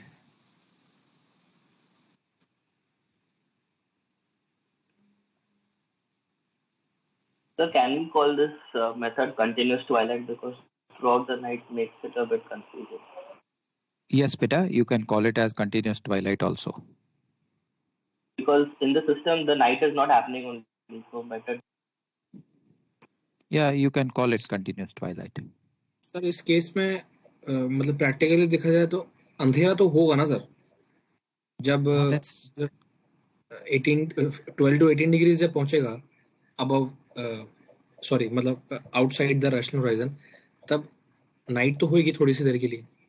Exactly बेटा, A to B is night also, A to B is twilight also. Twilight is a part of the night. Okay sir. Okay, so this is something new. We didn't know that twilight is a part of the night. That's right, twilight is a part of the night. Because still I was considering night is only after 18 degrees. So, okay. No, night will start as soon as the sun sets till next day sunrise. Oh, okay. Well, yeah, twilight is a part of it. Okay. That's why they have kept it the name as throughout the night. Right, बेटा. Sir एक question है. बोलो जी. Sir अगर ये पूछता है condition for nautical toilet all night. Right, तो बहुत सिंपल है बेटा, ये 18 की जगह पे 12 कर दो तो कंडीशन फॉर नॉटिकल ट्वाइलाइट हो जाएगा. अगर सिविल पूछे तो 6 कर दो, वो सिविल हो जाएगा. ओके सर, नॉटिकल पूछता है ऑल नाइट तो उसको 12 करना है. That's right. Okay sir. The second condition is to avoid the body to become circumpolar, right? That's right, beta.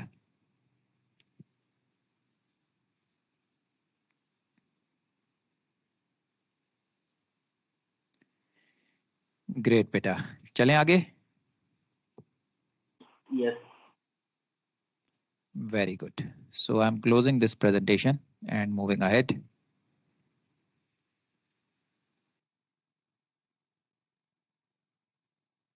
Okay, so अब बेटा हमने ट्वाइलाइट का कॉन्सेप्ट भी देख लिया है, how this is used in rational horizon diagram questions, that also we have scene.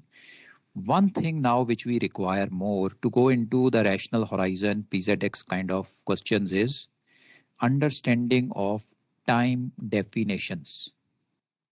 So this is a must because ये definitions जो हैं questions में use होती हैं and you should understand these definitions. What is the meaning of these definitions? जब तक आपको ये clear mind में नहीं होगा कि इसका meaning क्या है, तब तक आप question नहीं solve कर पाओगे. So मैं अभी आपको time की definitions दिखाने वाला हूँ. So total 6 definitions we are going to see. These are important. ये definition as it is paper में नहीं आती हैं. They come at second mates or pre-C level only. But इनकी understanding जो है ये ज़रूरी है to do the PZX numericals. So I'm opening up the time presentation now. Okay.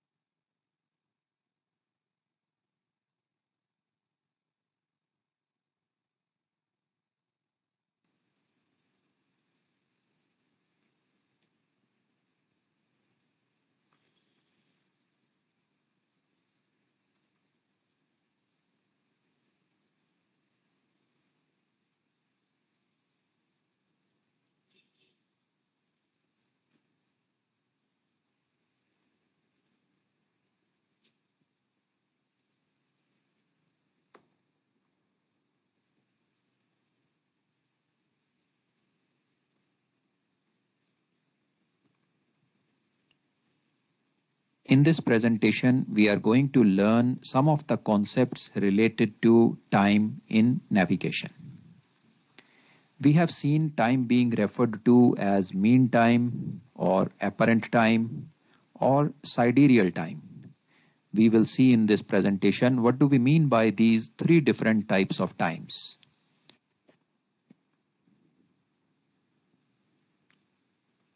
Also, we have seen that the sun being referred to 2 different types, true sun or the apparent sun and the mean sun. So we are going to understand what are these 2 different types of suns. Now to start with, let's go a little bit back in history. When we started measuring the time, we measured the time with the help of the true sun, the actual sun, the apparent sun which we see in the sky. That time we used to have sundials.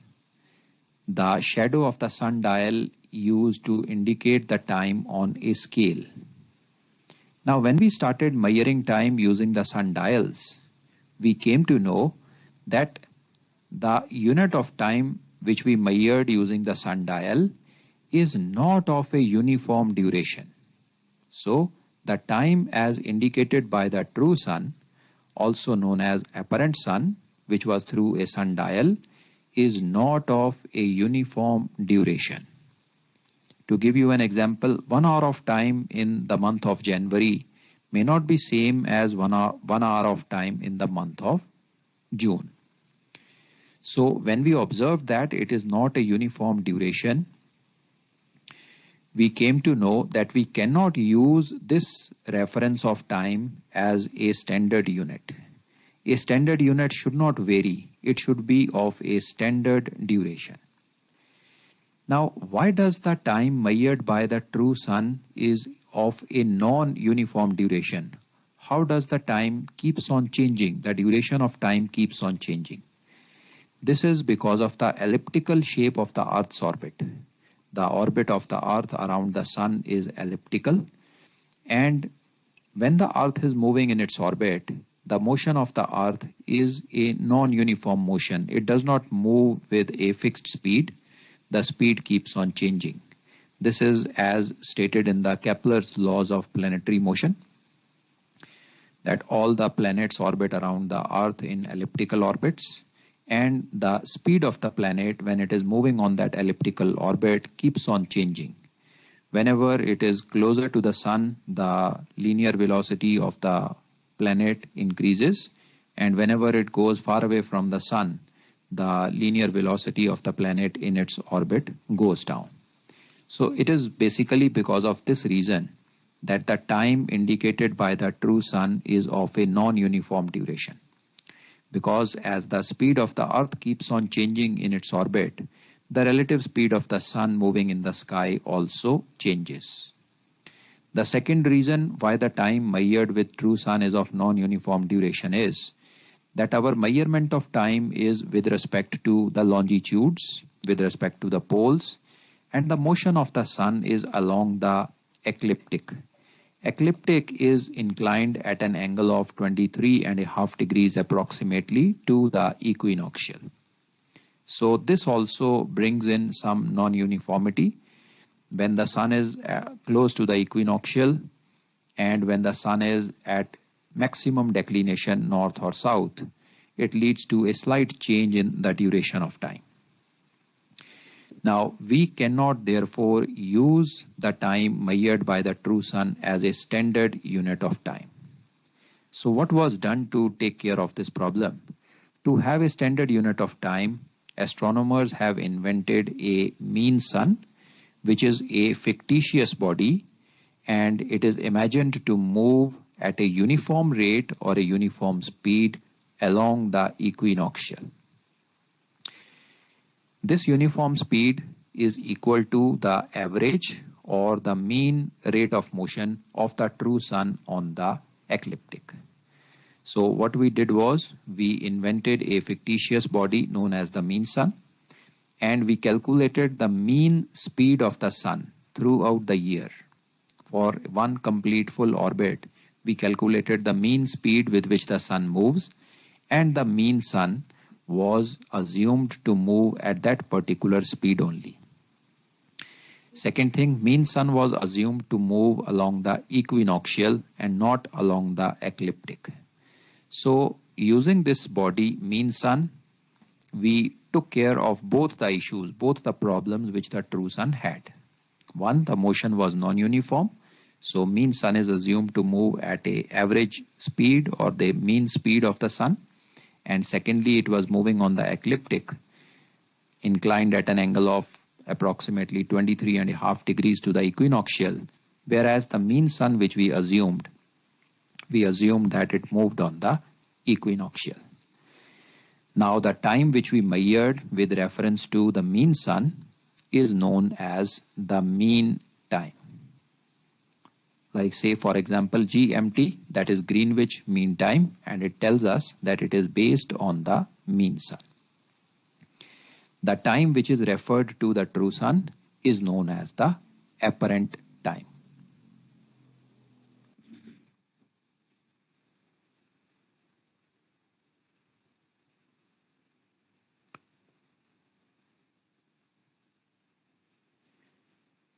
So beta, any doubts coming to your mind up to here?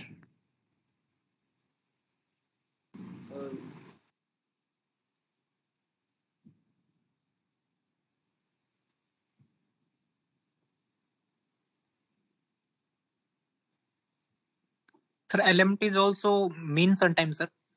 That's right, beta. It is referred to mean sun. Okay, sir.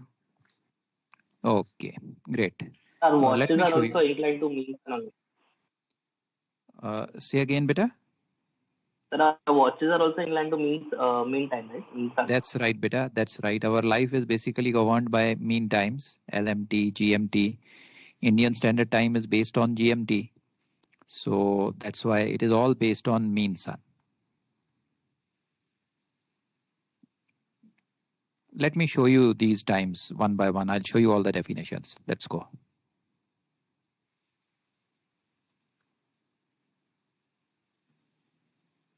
Now with this basic understanding of the true sun and the mean sun clear in our mind, let's go into the definition of the mean time, the apparent time, and also the sidereal time. We will try to understand what do we mean by these times.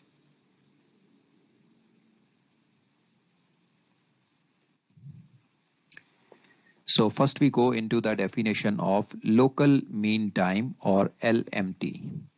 Local mean time or LMT is the westerly hour angle of the mean sun measured from observer's inferior meridian.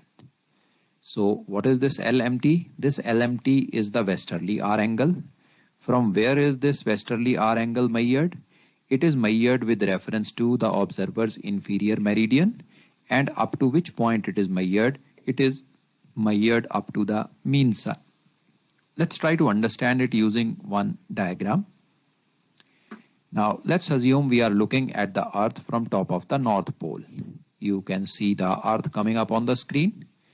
Exactly in the middle we have the North Pole here, and let's assume that this meridian which we see, the dotted line which we see in the diagram, is the Greenwich meridian.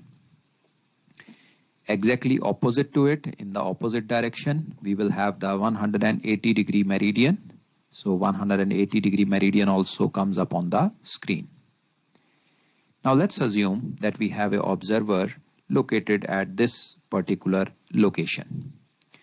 Let's mark off the observer's meridian also. Now you see this dotted line coming up marking the observer's meridian. Exactly in the opposite direction, reciprocal to it, will be the observer's inferior meridian. So in our diagram, looking from top of the North Pole, we have the Greenwich meridian, 180 meridian, observer's meridian, and the observer's inferior meridian. Now let's assume that at a particular instant, the mean sun is at this particular location. You can see the mean sun coming up on the screen. Let's draw the meridian of the mean sun also. This is the meridian of the mean sun. Now before we go into the definition, one important thing to understand here in this diagram, that when we are looking from top of the North Pole, the clockwise direction represents the westerly direction. This hemisphere which you see on the right side is the eastern hemisphere. The hemisphere which you see on the left side of the earth is the western hemisphere, and the clockwise direction represents the westerly direction. So now we can go into the definition of the LMT. This red color arc which you see, the red color angle which you see, is the local mean time for this particular observer. Let's try to match it with the definition. LMT is the westerly R angle. So you see the direction of this red color arc and angle is the westerly direction as represented by this arrow. It is the R angle of the mean sun. You see we have measured the angle up to the mean sun, and it is measured from the observer's inferior meridian. So starting from the observer's inferior meridian, this is the observer's inferior meridian, going in the westerly direction and going up to the mean sun. This particular angle is what we call as the LMT, local mean time. This can be denoted in a angular unit, that is degrees and minute, but the normal mode in which we denote the times are in hours, minute and seconds. How to convert the angular unit to hour unit? We know 15 degrees of angle is equal to 1 hour. How did we get this conversion figure? We know 360 degrees of meridian. When the sun moves around 360 degrees of meridian, it constitutes 1 day, which comprises of 24 hours. So 360 degrees refer to 24 hours, telling us that 15 degrees is equal to 1 hour. So using this conversion factor of 15, we can convert this angle into hour, minute and second, and vice versa.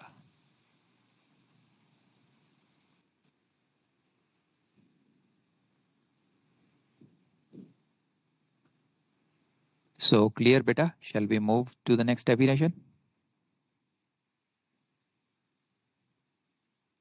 Yes, sir. Very good.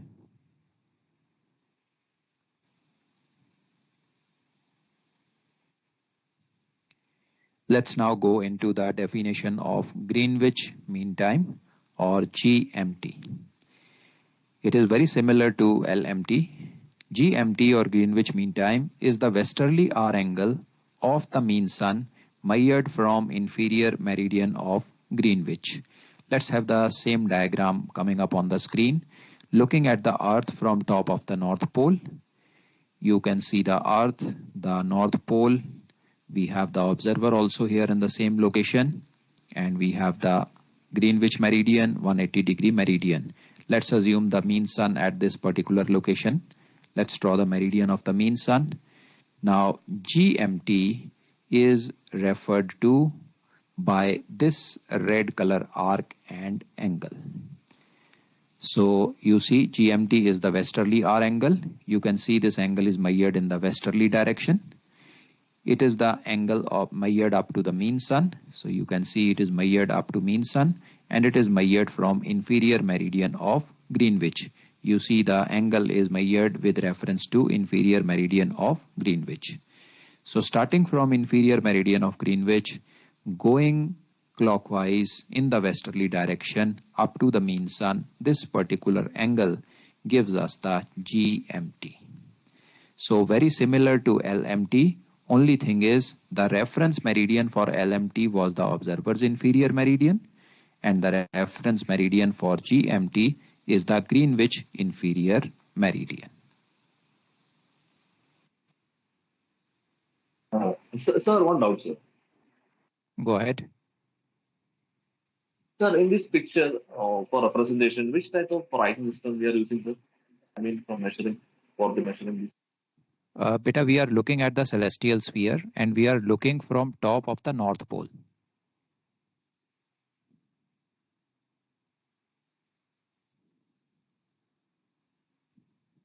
Got it, beta? Understood? Basically, we are zenith. Yes, sir, understood. Right. Zenith is not in the picture here. Zenith is nowhere in the picture here. We are looking at the celestial sphere from the top of the North Pole. The circumference is the equinoctial, basically. Okay, sir. So we are assuming the sun is around the equinoctial, right, sir? That's right. Sun? That's right, beta. Yeah, so it means it is a celestial reference system, right, sir? Yeah, it is the celestial sphere looked at from top of the North Pole.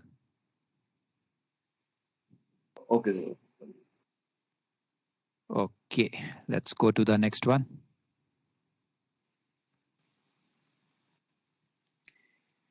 Let's now try to see the definition of local apparent time, or LAT. Looking at the word apparent, we know that it is referenced to the true sun. The GMT and LMT were referenced to the mean sun, but the LAT and after this the GAT, local apparent time, and Greenwich apparent time are referred to the true sun.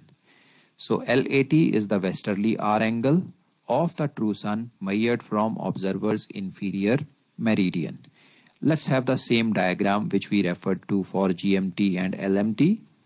You see the Greenwich meridian, inferior meridian, observer, and observer's inferior meridian all coming up.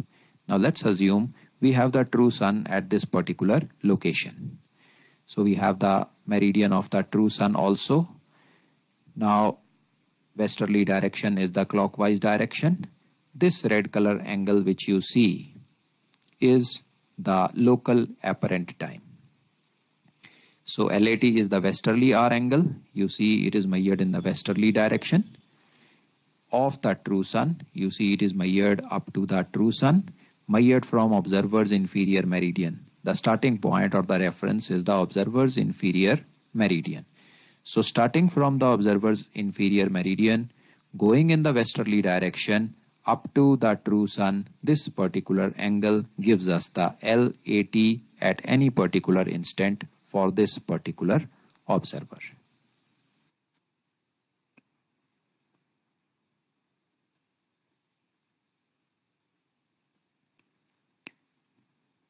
चलें बेटा आगे, clear?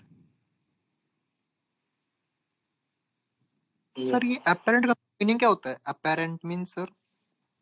बेटा जो sky में appear करता है वो apparent है, जो अपीयर करेगा वो ट्रू सन होगा. Means जो actual है, apparent means actual. Right, appear, apparent, actual. So we don't use this lag time anywhere, no? In day-to-day purpose. It may be used in the questions sometime, but not in our daily life anytime, beta. Okay. Okay.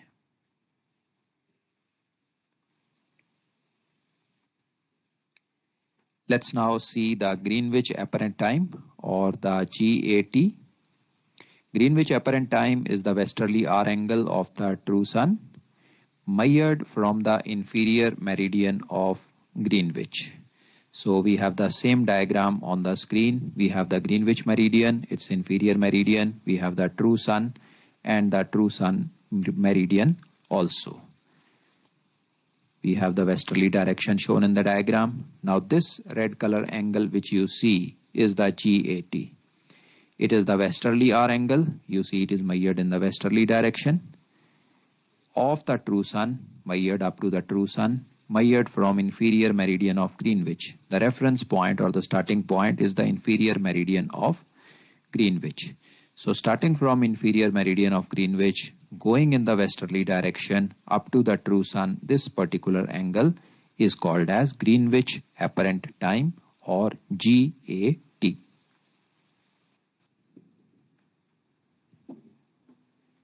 Clear, beta?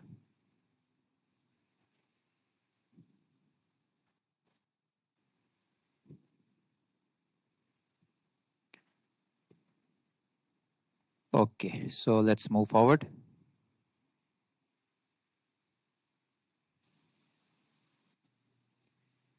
Now let's move on to the sidereal times, local sidereal time LST and Greenwich sidereal time GST. Local sidereal time, or LST, is the westerly hour angle of the Aries measured from the observer's meridian. Now we are aware that the word sidereal means reference to first point of Aries. In case of stars also, we get their hour angle from the almanac as SHA, sidereal hour angle, and this SHA is measured with reference to first point of Aries. So likewise, the sidereal time are also measured with reference to Aries. So LST is the westerly hour angle of the first point of Aries measured from the observer's meridian. Now an important difference which you will notice here in this sidereal time is that in this case it is measured from the observer's meridian. The mean time and apparent time were both measured with reference to the inferior meridians, but the sidereal times are measured with reference to the observer's meridian. So let us show it in a diagram. We use the same diagram looking at the Earth from the top of the North Pole. We have the Greenwich meridian, 180 degree meridian, observer meridian, and the observer's inferior meridian. Now let's assume we have first point of Aries represented by this symbol at this particular location. We have the meridian of the Aries also coming up. The westerly direction also comes up on the screen, which is the clockwise direction in this case. Now this red color angle which you see is the local sidereal time. So you see, starting from the observer's meridian, going in a westerly direction and going up to the first point of Aries. This angle gives you the local sidereal time. You can check it with the definition. LST is the westerly R angle. You see it is measured in the westerly direction, which is the clockwise direction in this diagram. Of the Aries, you see it is measured up to Aries, and it is measured from the observer's meridian. The starting point is the observer's meridian. This is local sidereal time.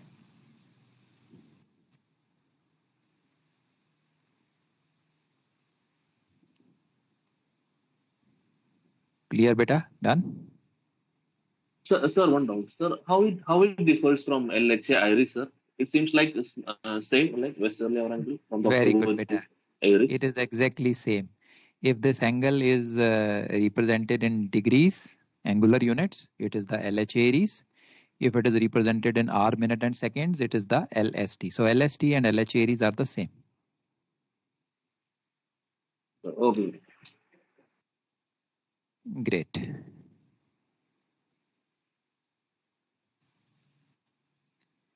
Now moving on to the Greenwich sidereal time, or GST. Greenwich sidereal time, or GST, is the westerly R angle of the first point of Aries measured from the Greenwich meridian. So very similar to LST, only difference is the starting point instead of the observer's meridian now is the Greenwich meridian.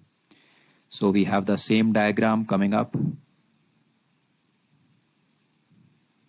You have the westerly direction marked clockwise. Now this particular red color angle which you see is the Greenwich sidereal time. So GST is the westerly R angle. You can see it is measured in the westerly direction, clockwise direction of the first point of Aries. You see it is measured up to first point of Aries, and it's measured from the Greenwich meridian. This is the Greenwich meridian. Starting from the Greenwich meridian, going in the westerly direction or the clockwise direction up to the first point of Aries, this particular angle gives you the Greenwich sidereal time. Now whenever we make this diagram, as a reference, we always show the Greenwich meridian at the bottom. The Greenwich meridian is shown at the bottom, and all the other references can be drawn with respect to the Greenwich meridian.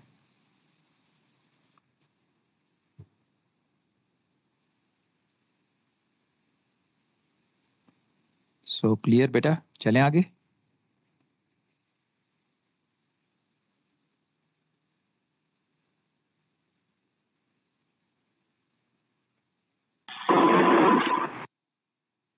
Okay, let's go. Now all these 6 definitions which we have seen, that is the local mean time, Greenwich mean time, local apparent time, Greenwich apparent time, local sidereal time, and the Greenwich sidereal time. All these definitions, all these terms are used sometimes in the numerical based on time. So the questions which you will have coming in the paper will have these terms as reference. So till the time these definitions are not clear in your mind, you will not be able to attempt that question. So the first step to attempting the time numericals is having these definitions clear in your mind. Once you have understood these definitions, you should memorize them, and whenever one of these terms is used, say for example Greenwich sidereal time is used, this should come to your mind that this Greenwich sidereal time is giving me the westerly hour angle of the first point of Aries from the Greenwich meridian. Once this concept is clear in your mind, you will be able to make this drawing, specify this angle in that drawing, and that will help you to solve the question. A understanding of all these 6 definitions, clarity of all these 6 definitions in your mind is a must before attempting the time numerical. Now, having understood the mean time, apparent time, sidereal time concept, we now move on to the concept of equation of time. What is this equation of time? At the first glance, it appears to be an equation, a mathematical equation, but it is not an equation. Equation of time is basically a duration of time. Equation of time is the difference between the mean time and the apparent time measured from the same meridian at any particular instant. Basically, the equation of times tells us that the mean sun and the true sun are how much far apart. What is the time difference between the mean sun and the apparent sun? Say for example, if the mean sun is on my meridian right now, even though it's an imaginary sun, let's assume the mean sun is on my meridian. After how much time the true sun is going to come on my meridian, this difference or this duration of time is called as the equation of time. So it is a duration of time and is expressed in minutes and seconds of time. We know that the mean sun moves with a uniform speed, uniform lateral speed on the equinoctial, but the true sun keeps on changing its speed because of Kepler's laws of planetary motion. The true sun's speed keeps on changing. So at a particular point of time, it is possible that the true sun is moving faster and the mean sun is left behind. And at another time, it is possible that the true sun is moving a little slower and the mean sun takes over and is running ahead. The difference between these two is given by the equation of time. Now, if the mean time is greater than the apparent time, that means the mean sun is ahead of the true sun, the equation of time is considered as positive, and if the apparent time is greater than the mean time, or in other words, you can say if the true sun is running ahead of the mean sun, the equation of time is considered negative. So the sign of the equation of time, whether it is positive or negative, tells us which of the two suns is ahead in the race. If the equation of time is positive, the mean sun is ahead, and if the equation of time is negative, the true sun is ahead. The maximum value of the equation of time throughout the year, year after year, the maximum possible value of the equation of time is 16 minutes and 22 seconds. That is the maximum difference which can happen between the two suns. The equation of time at the meridian passage time of the sun can be easily obtained as whatever is the meridian passage time minus 1200 hours gives you the equation of time correct to the nearest minute. So you can use this simple formula to get the value of equation of time from the almanac for any particular day at the time of Marpas.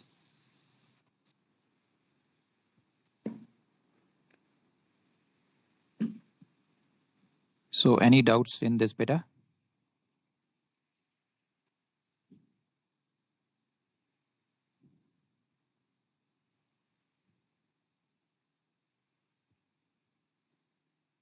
Great. Let's move ahead then.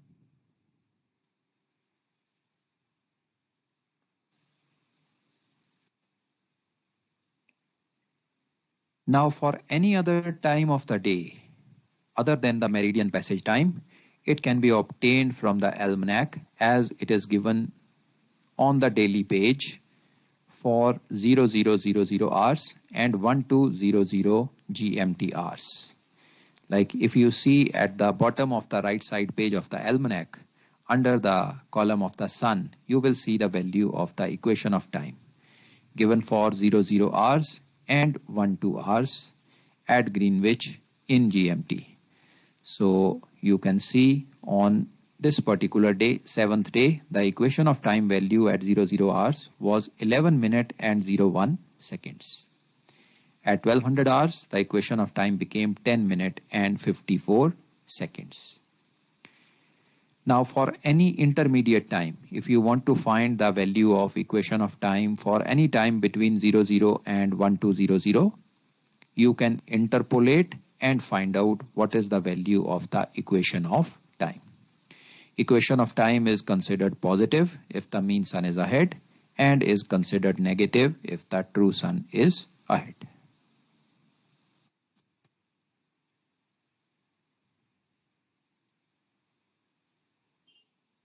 Sir, one doubt. Go ahead, beta. So, for equation of time on the last. Okay, someone is muting me. Okay. So Beta, it is for same meridian. You were broken in between. Can you repeat? Yes, so somebody muted. Okay, never mind.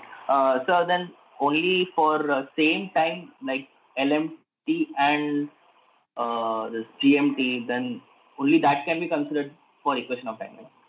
Then same goes for the other parts like LAT.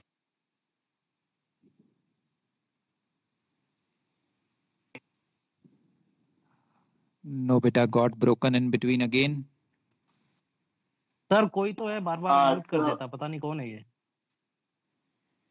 Yeah, never mind. It's what to. Okay, yes, sir.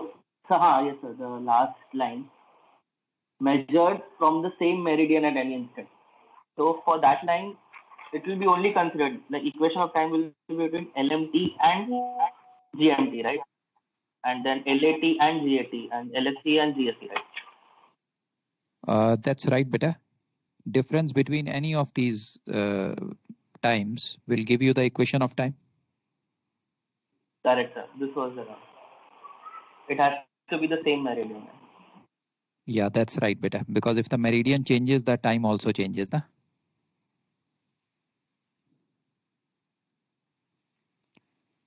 Okay, great. Now बेटा इसी equation of time पे हमें एक numerical आता है, one theory question which we get in the exam. So let me show you that question and what should be the solution of that question. Let me show you that.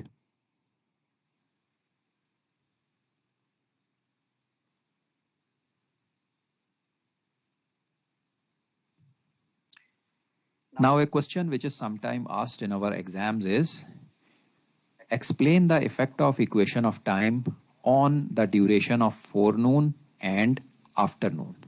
So with the equation of time clear in our mind, let's now try to see how does the equation of time affects the forenoon and afternoon. Forenoon is basically the time before 1200 hours on any particular day, and afternoon is the time after 1200 hours on any day. Also, we are aware that the meridian passage of the sun occurs exactly midway between sunrise and sunset. That means the time duration between sunrise to Marpas will be exactly same as the time duration between Marpas to sunset. The meridian passage divides the day into two equal parts as far as the duration is considered. We know that the equation of time is obtained using the formula Marpas time minus 1200 hours gives us the equation of time correct to the nearest minute. Now, as we can see, whenever the meridian passage time is before 1200 hours, the equation of time will be negative, and the negative equation of time thus indicates that the forenoon duration, that is sunrise to 1200, will be longer, and also the afternoon duration, that is 1200 to sunset, will be shorter. So let's take an example. Let's assume that we have a meridian passage time of 11:45. So we know from sunrise to 11:45, half of the day has passed. 50% of the day has passed. Now, for going up to 1200, another 15 minutes are there. So that means the forenoon duration is 50% of the day plus 15 minutes. Let's go to the afternoon duration now. Now the meridian passage occurring at 11:45, we know 11:45 to sunset will be exactly 50% of the day, and the afternoon starts after 1200 hours. So which tells us that the afternoon duration is 50% of the day minus 15 minutes. So this tells us that the forenoon duration, that is 50% of the day plus 15 minutes, is longer, and the afternoon duration, that is 50% of the day minus 15 minutes, will be shorter. Also, whenever the meridian passage time is after 1200 hours, the equation of time will be positive in that case, and the positive equation of time thus indicates that the forenoon duration, sunrise to 1200 hours, will be shorter, and also the afternoon duration, that is 1200 to sunset, will be of a longer duration.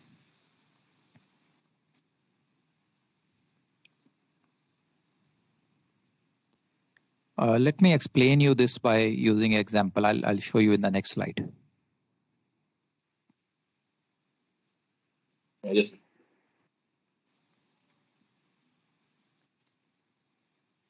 Let me explain that here also.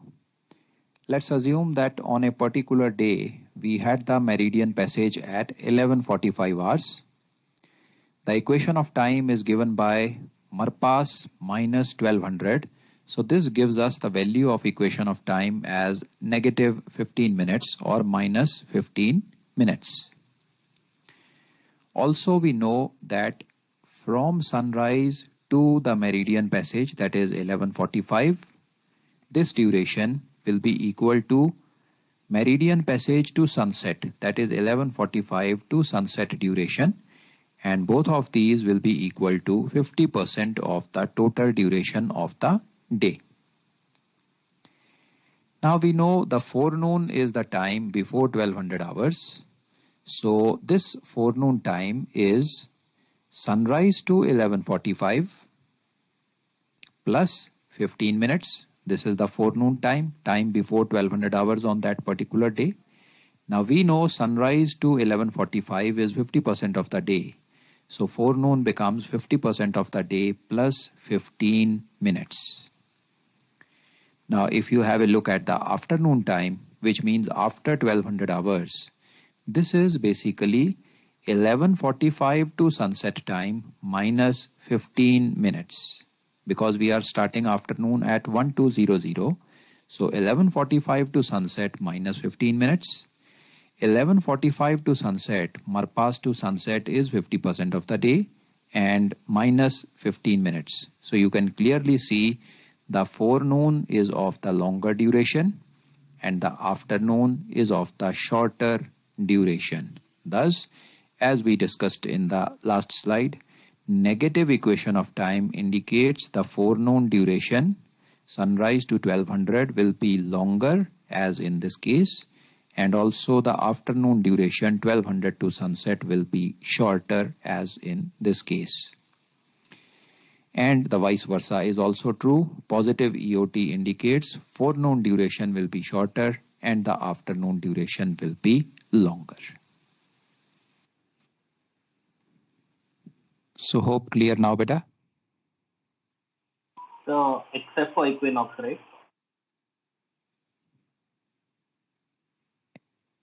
Say again, beta. Except for equinoxes, right?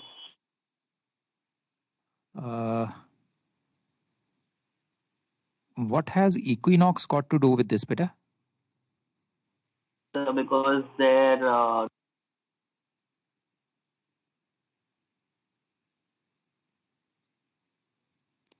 Equinox just means the declination of the sun is 0, but it does not relate to this particular working in any way. Oh. Okay, this is separate from this, beta. Sir अगर हम जो भी slide सामने है इसमें इसको sum up करें तो जो लॉन्गर ड्यूरेशन वाला रहेगा that will be the negative EOT, right? That's right, beta. Forenoon longer duration, negative EOT. अगर आफ्टरनून लॉन्गर होता तो आफ्टरनून नेगेटिव हो जाता। नहीं, अगर आफ्टरनून लॉन्गर होगा तो that means positive EOT. Afternoon longer will only happen with positive EOT.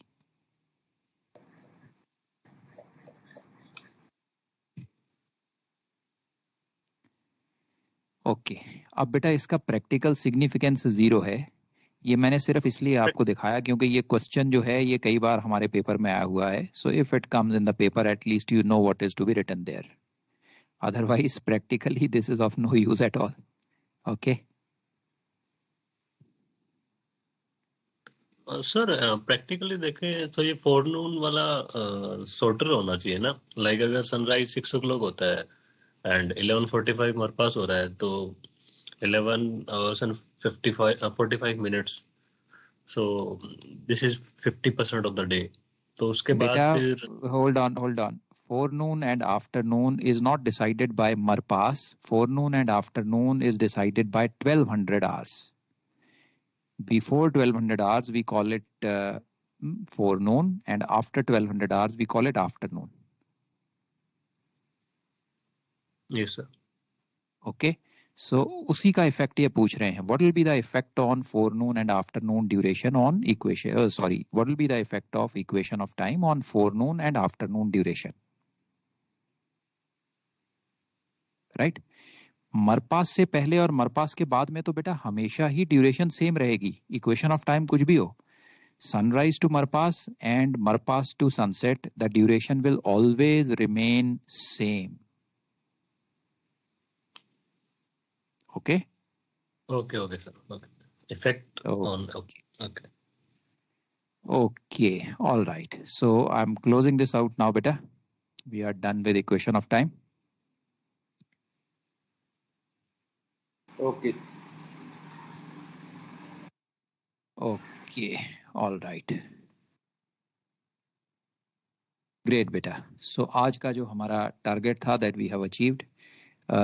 Now we are more or less ready to jump into the rational horizon type of questions. So next class जो हमारी होगी उसमें मैं आपको rational horizon से related questions कराऊंगा, PZX triangle के question. We will see a couple of examples. So that will give you an idea. They are quite similar to the ones which we did today. Okay, only thing is कि कुछ concept add on हो जाते हैं. These are the twilight and the equation of time concept, they may add on. So we will see those couple of questions. So now anything you want to ask or share for today's topics? Sir अलमैक में जो time दिया रहता है सन का, that is true sun time ना sir? Which time बेटा? Sir मरपास time, GHA time जो भी है सर सन का, सर सब ट्रू सन बेस पे है ना सर वो? ओके अब ध्यान से सुनना बेटा, ध्यान से सुनना। हाँ जी सर। जो टाइम दिया गया है, टाइम ओके, वो ट्रू सन की अकरेंस है। अकरेंस किसकी है? ट्रू सन की। जब सनराइज लिखा है वहां पे तो कौन से सन का सनराइज होगा? ट्रू सन का होगा। ओके, लेकिन वो दिया किस में गया है? वो मीन टाइम में दिया गया है, LMT सनराइज। अकरेंस है ट्रू सन की, टाइम है मीन सन का, समझे? Okay sir. तो फिर सर फर्स्ट टाइम सर अगर वो मीन सन का रहेगा तो सर एवरीडे हमारे पास somebody blocked you. बेटा जो ब्लॉक कर रहा है he can leave. somebody muted हाँ you. सर, 2-3 बार बहुत लोग कर रहे हैं पता है। हाँ चले जाओ बेटा, टाइम हो गया 20 hours. सर ये रिलैक्स. कंटिन्यू हो रहा है, कोई है वो सब क्लासेस में ऐसे ही कर रहा है, बार बार सबको म्यूट कर दे रहा है, पता नहीं सुनना नहीं है तो वो जाता क्यों नहीं है, समझ नहीं आ रहा। कोई बात नहीं बेटा, ये लॉग सर से अच्छी इसके लॉग से ना वो भी पता चल जाएगा कि कौन है, या तो उसकी तैयारी बहुत अच्छे से हो गई है और या बिल्कुल ही नहीं हुई है. सर आपको लॉग से जब पता लग जाए तो सर प्लीज एक बार नाम डाल दीजिएगा ग्रुप पे कि कौन कर रहा है, ताकि हम भी थोड़ा मैं उसको प्लीज सर रिक्वेस्ट। विष्णु हाँ सर सर, के ग्रुप पास को है तो सर बेटा. स्पेशली बताना है सर, ग्रुप को तो जरूर बताना सर। विष्णु सर के पास चाबी है इसकी बेटा. एक्चुअली कभी-कभी इवन फ्रॉम एक्चुअली टीम से भी होता है, मेरा भी 2-3 बार अभी ऑटोमेटिकली हो रहा था। Yeah, it is possible बेटा, there could be a software glitch. होता है सर, बीच में भी हो जाता है, 2 बार हुआ है सर पहले भी। Right. Okay. Great. So hopefully beta, what I see is that we should be able to complete our syllabus in 2 more classes. वैसे हमारी 3 classes scheduled हैं, but we should be able to comfortably complete in 2 classes. मेरे जो concept अभी बच गए हैं, they are the rational horizon diagram PZX questions. फिर उसके बाद 2 concept और आते हैं. One is Kepler's laws of planetary motion and related numericals, and second is chart construction, chart projections and chart constructions and its numericals. So these are the topics which are remaining. और आज मैं आपके साथ एक छोटी सी sheet share कर रहा हूं जिसमें कुछ एक थ्योरी के क्वेश्चंस हैं, अबाउट 15 क्वेश्चंस. इन क्वेश्चंस के आंसर जो है वो हमारी प्रिंसिपल्स ऑफ नेविगेशन बुक में है. मैं आपको topic number, page number, chapter number भी मेंशन कर दूंगा जहां उसका आंसर लिखा गया है. So these will take care of the theory questions which mostly come in our paper. Okay, so they will cover about 80 to 90% of the questions which are coming. So please go through them as you get time, and अगर उनमें से किसी भी में कोई doubt आता है then we can discuss that in class. Sir, is that equivalent to the theory paper? I mean theory answers and theory questions you give the commencement of classes. I think one sheet you give. मैंने भेजा था बेटा. I have already sent. The first Sir, one, the yes, first sir. assignment. First one, sir. I'm saying is that okay. okay, sir. It's the Saying, same sir? one beta. It's the same one. It's the same one. So I Like thought maybe I POA. have not sent it to you. It's The the same previous one. name is POA. Resend कर दीजिए. Okay. No issues. I'll resend. Don't worry. Resend कर दो sir, पता नहीं शुरू का था वो, भी अब मिलेगा नहीं. Okay. I'll resend. So great beta. That's all for today. So we can leave for today.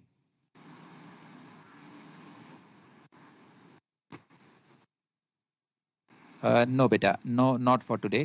Next lecture I'll give you an assignment. Okay. उसमें ये सारे I concept don't वाले know. numerical होते हैं. So just one last question, sir. How much is remaining now? I mean, if others can want to listen. बेटा I told अभी you कितना just बाकी है? now. अभी बताया बेटा.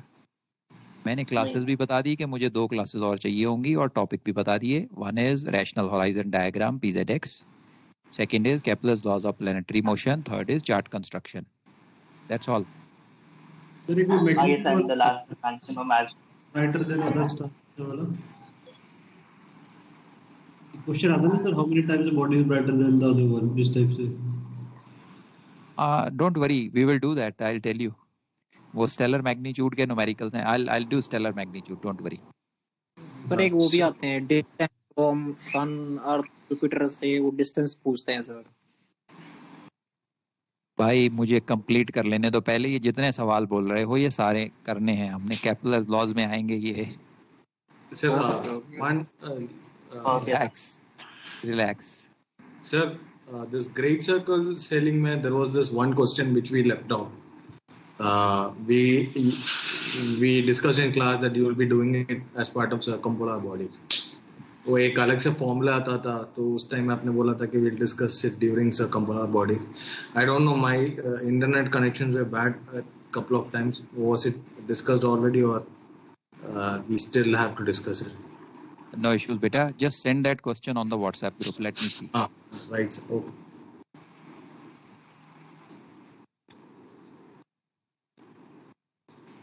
पोलर ट्रायंगल ओके नहीं वो ग्रेट सर्कल में there was one great circle setting में there was only one question जिसमें वो इशू आया था some other formula needs had to be applied है ना तो उस टाइम पे 4 पॉइंट और हां राइट वही 4 पॉइंट ये सर ने कहा send it on the WhatsApp group let me have a look question number कौन सा है यार okay sir thank you okay बेटा see you bye bye bye sir good night okay sir जय हिंद गुड नाइट जय हिंद गुड नाइट सर